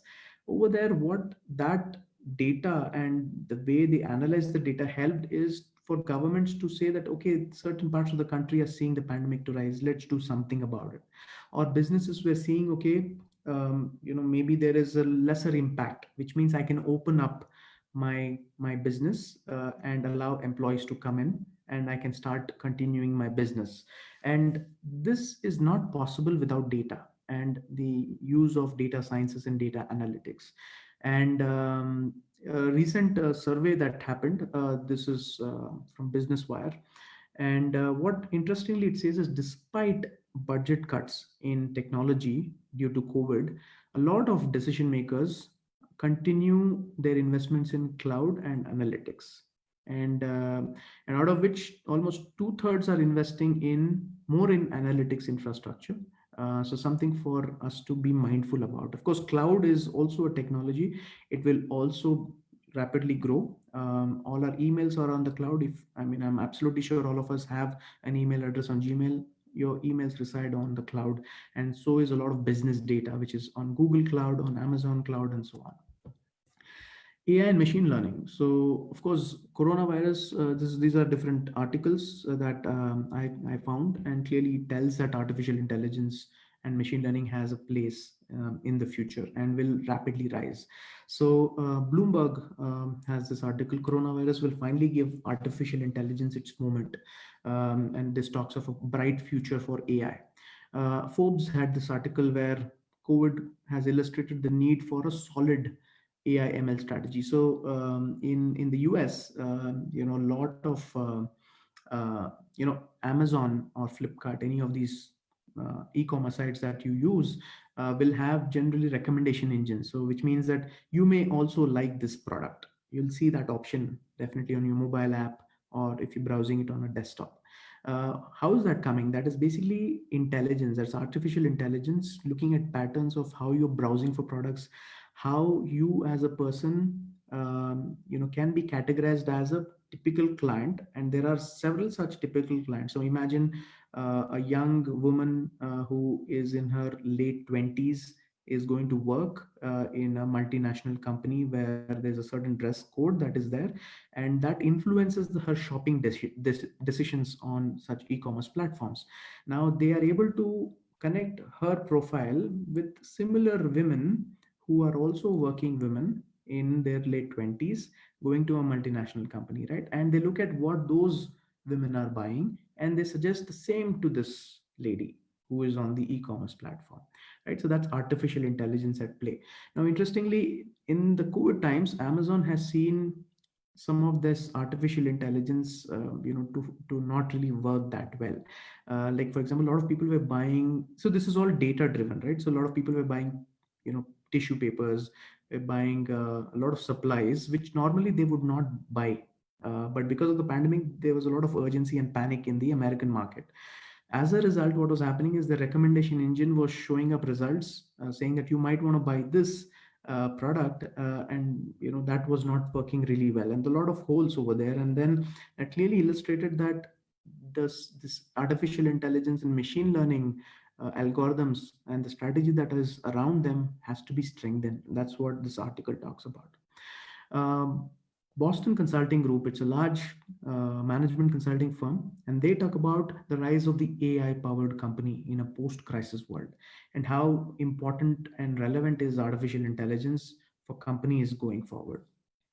The World Economic Forum is talking about how AI and machine learning are helping to fight COVID. Talks of instances in countries which are very small, countries like Fiji, Rwanda in Africa, in terms of how they are using data, how the data is powering artificial intelligence and machine learning in order to allow for governments to take decisions in terms of providing relief to those who are affected by the pandemic, right? So that's really another area.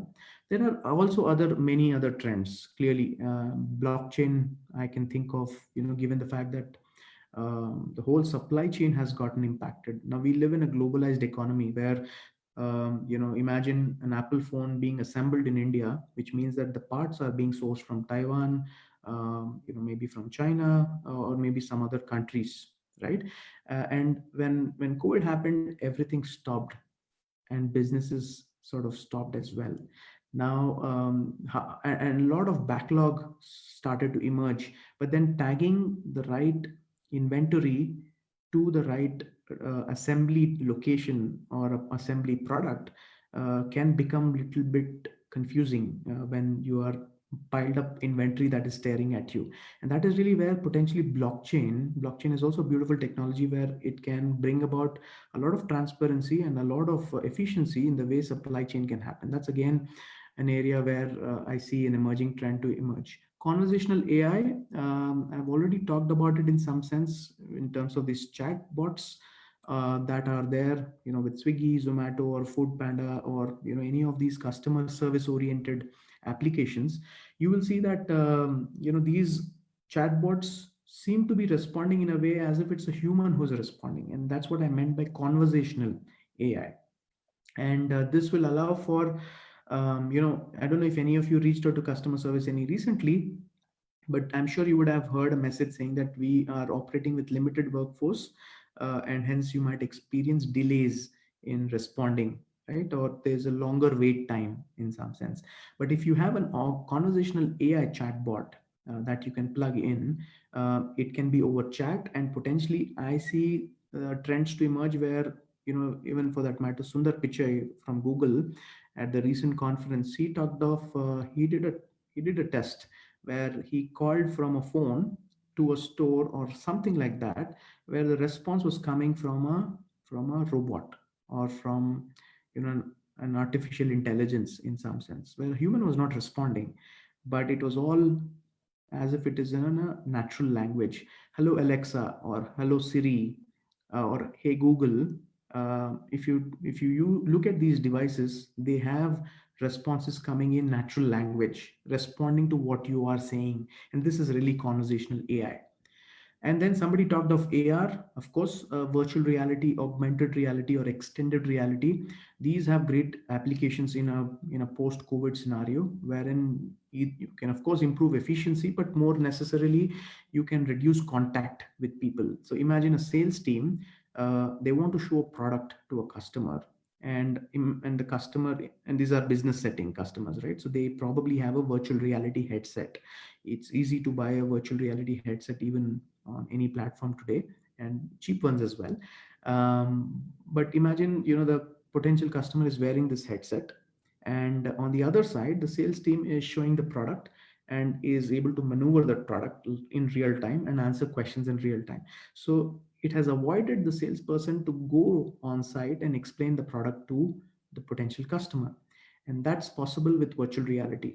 Augmented reality is an extension of that, where you have a product which you place in a real environment, and by that you see like a shoe that you want to buy, or a belt, or maybe a watch, and you want to see how that watch looks on your arm. And imagine, you point the mobile device, and the watch, latches on to, the digital watch latches onto your real arm, so that you can actually see how it looks and feels like before you take a decision. And that's already in place in some sense. It's available on some of these platforms. I remember seeing this. Or so that was sales, right? Operations, imagine, there is an aircraft engine which needs to be overhauled, and the engine is in Singapore, and the expert is sitting in India, or in US, or wherever that is. With virtual reality or augmented reality, again the same setting, right? So using these virtual reality or augmented reality glasses, the expert is able to guide the person who's sitting on the other side of the world in terms of where the problem could be lying and what needs to be done, and the person can follow that expert in order to make those changes. So again, this allows for teams to execute better while staying remote. So lastly, I'd like to end this by saying, how can it impact you? How does it impact all of us? And given that most of the audience that I see seem to be students, this is something that I want you to look at. This is a screenshot that I've taken from a report. This is from OECD. This is the Organization for Economic Cooperation and Development, which has about 60 odd countries that are signed up, and all of them are working together as an organization that cooperates on economics, or the economic growth and development, right? And what they have said is preparing for the changing nature of work in the digital era. And something which they have said caught my attention, right? It clearly says that digital transformation is profoundly affecting the ways in which people contribute to societies, live and work, including terms of the number and types of jobs available. All right. So there are worries of widespread technology led unemployment, but the impact of digital transformation on the nature of work and skills required is very real, and it is already upon us. This is of 2019, not so long ago. Okay. And what it says is many new productive and rewarding forms of work and jobs are being created as a part of digital transformation. That's the good part. But what's the bad part? But at the same time, many jobs have disappeared and more are likely to go in the future. So what does it tell us? It tells us that we need to be constantly upskilled. We need to be constantly be aware of what's happening around us. What are those emerging trends that are seeming to start, and what are those trends that I can latch on, wherein I can demonstrate my capability, my experiences, and by that I am able to show that my skill set is very relevant in today's world or potentially in the future world as well, and that improves my sense of opportunities, either in terms of getting a job or getting to work on exciting future looking projects while being in a company, right? And this is something which I believe is the big impact of digital transformation on all of us in terms of how we operate and how businesses operate in today's world, and why we need to be more alert and mindful towards this subject, in terms of how this will pan out in the future. So that's pretty much it in terms of my talk. Thank you for interacting with me over the chat, but I'll be happy to take questions and see if you have anything that I think can potentially answer. Feel free to type it out in the chat window, or if there is a way in which you can unmute yourself, please do that as well. Subhash?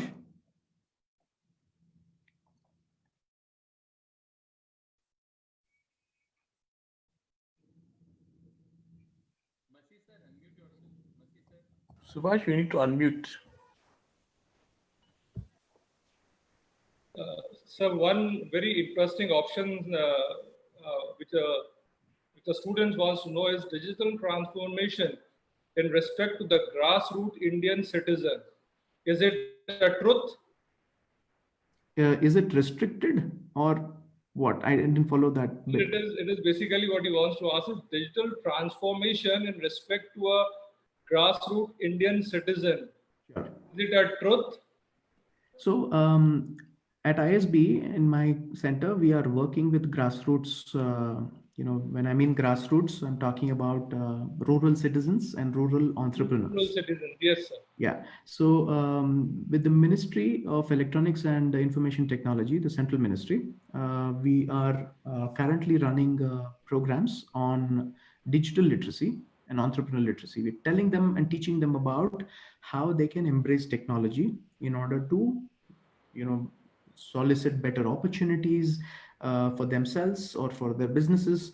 And it all starts with literacy. I think that's really the core of it, and that's one step that we have taken as an institution, as a center, where we are contributing to enhancing the awareness and the literacy levels of the grassroots. This is capacity building in some sense, so that they're more prepared in order to be able to respond to a changing and a rapidly changing digital world that we are facing today. So we have got one more interesting option with us. It says that is COVID-19 the first step towards the Star Trek world? Start of a Star Trek world in reference to the digital transformation, artificial intelligence. So for the record, for the record, I'm a big fan of Star Trek. So thank you for asking that question, whoever it is. I suspect it. It's a long way to go, for us to get into a Star Trek kind of a world. And I hope in my living time, and I hope it is long, that I will get to see a very different and a very digitally powered world around me and around us. We're already seeing drones around, wherever we are. We will also see connected cars more and more in commercial usage. And some of them have a semblance and connectedness to what Star Trek is about, right? And it also tells us that people who have been instrumental in creating these future-looking fiction, Star Trek, or any of these, Isaac Asimov, for that matter, he was a visionary in some sense, right? To be able to predict how the future will pan out, and these are coming true, and the funny part is that the reality is following fiction, and I definitely think it will happen. I'm not so sure if COVID is going to be that inflection point. I hope it is, so that we are closer to that Star Trek reality. So what In fact, is it more automation, less jobs, or more automation, more jobs we have? Right. So very, very pertinent question. So obviously a lot of occupations are prone to automation, which means there is going to be job loss, which is what I showed in this previous slide. That is going to happen. But then there is also opportunity for people, for newer jobs to emerge, right? And people who are familiar with writing scripts, so that's really where there is going to be pivot in terms of the skill set, which is previously not requiring digital skills, but now requires digital skills, and which means that it's just a substitution of labor in the labor market, which we will get to see.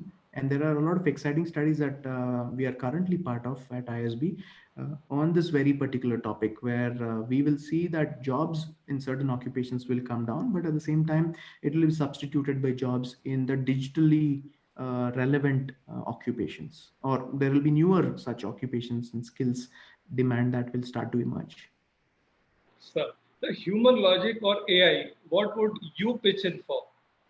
Human Logic or artificial intelligence, what would you pitch in for? So I will go with augmented intelligence, right? So artificial intelligence augmenting human intelligence, and that's really how I see the future of workplace to be, because there are clear benefits to artificial intelligence. We are already seeing that in play. The examples that I gave, in a customer service setting, there is artificial intelligence that is taking care of basic questions, and human intelligence which is taking care of complex tasks, right? And if artificial intelligence was not there, we would have probably to hire maybe 50% or 40% more workforce, and that means more cost for the company and lesser profits. So there is already augmentation of intelligence in some sense which is happening, and I would vote for that. And clearly there's a lot of benefit by bringing both the worlds together, and clearly a lot of indicators show that that's going to be the future. So, in fact, I would have one last question for you, sir. Go ahead. So it would be, what would be your suggestion in terms of students who would be aligning themselves to the digital transformation era? In fact, how would you suggest the students to basically align themselves to the digital transformation? So this slide, this is the strong motivation in terms of how and why they need to align themselves to the emerging trends of digital transformation.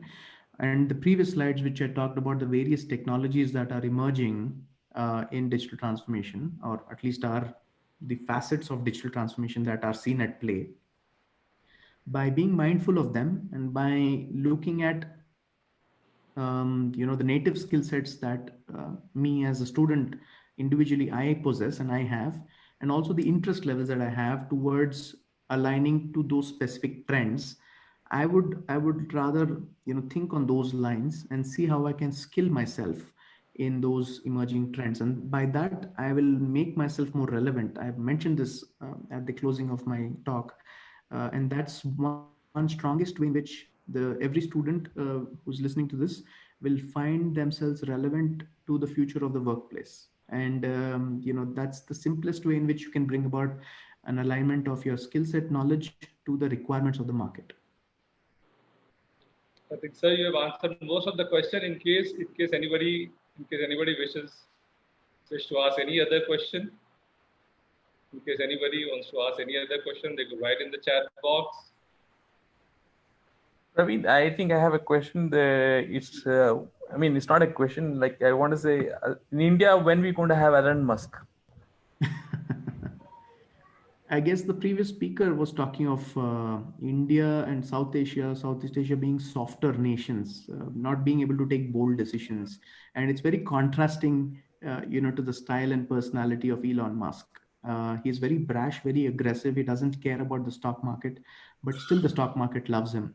But those are personalities which in Indian context and sensibilities will be tough to thrive. But we already see, folks like Mukesh Ambani, who many people are looking up to in terms of how he's able to capture the imagination of global giants in terms of the business and the story that Reliance and Jio is going to build for the country. We are already talking about a potential clash in the Indian market between Amazon and Jio, and that is like a huge set of fireworks that we will all get to see. But I guess it also boils down to the motivation levels. Now, if we and students in particular who are listening to this have a sense of there is a certain problem that they are seeing in the society that needs to be addressed. It's an entrepreneurial mindset that can spur into solutioning and coming up with a potential solution to that problem. And my wish and hope is that more and more young people are able to pick up that career in entrepreneurship, and there is no better time to take that plunge into entrepreneurship when you are young. And it's not about success or failure. In fact, failure is going to be a great teacher. There are many stories that young people can tell, and I myself have seen a lot of failure in my life, and it really helps to shape you as an individual. You become more stronger, you become more patient, and you can weather multiple such storms in the future. But to answer your question and coming back to what you had asked for, it really requires entrepreneurial mindset to sort of come in. And in India, generally there is an aversion to entrepreneurship, but I mean that has been historically the case. But this myth or this notion has rapidly being eroded in the past 10 years, 10 to 15 years, since Flipkart emerged as one of those big startups. Byju's and many such unicorns out of India that have emerged are now creating inspiration and hope for a lot of youngsters that, hey, I can also start up and I can also potentially dream to become Elon Musk and start in India. Right. So that's the vision and hope I have. I hope it is not too far, just to wrap up my response to your question. Thank you very much, Thank you, Praveen. Views on the digital transformation post COVID-19, and for all the great information about artificial intelligence, AI, AU, and all that you have given us. I think we have a lot of digitalization in store for us in future, and for the wonderful discourse, we are highly obliged, and we would like to thank you a lot. Now we would take a lunch break, after which we would again assemble at 2 p.m. sharp and would interact with the management entrepreneur and the great educator, Mr. Neil Harwani. So we'll take a lunch break, and then at 2 p.m. we'll again be over here. 2 p.m. sharp, we would again continue with this international conference. We'll take a lunch break. For 1 hour, we'll take a lunch break from 1 to 2. Thank you. Sir, yes,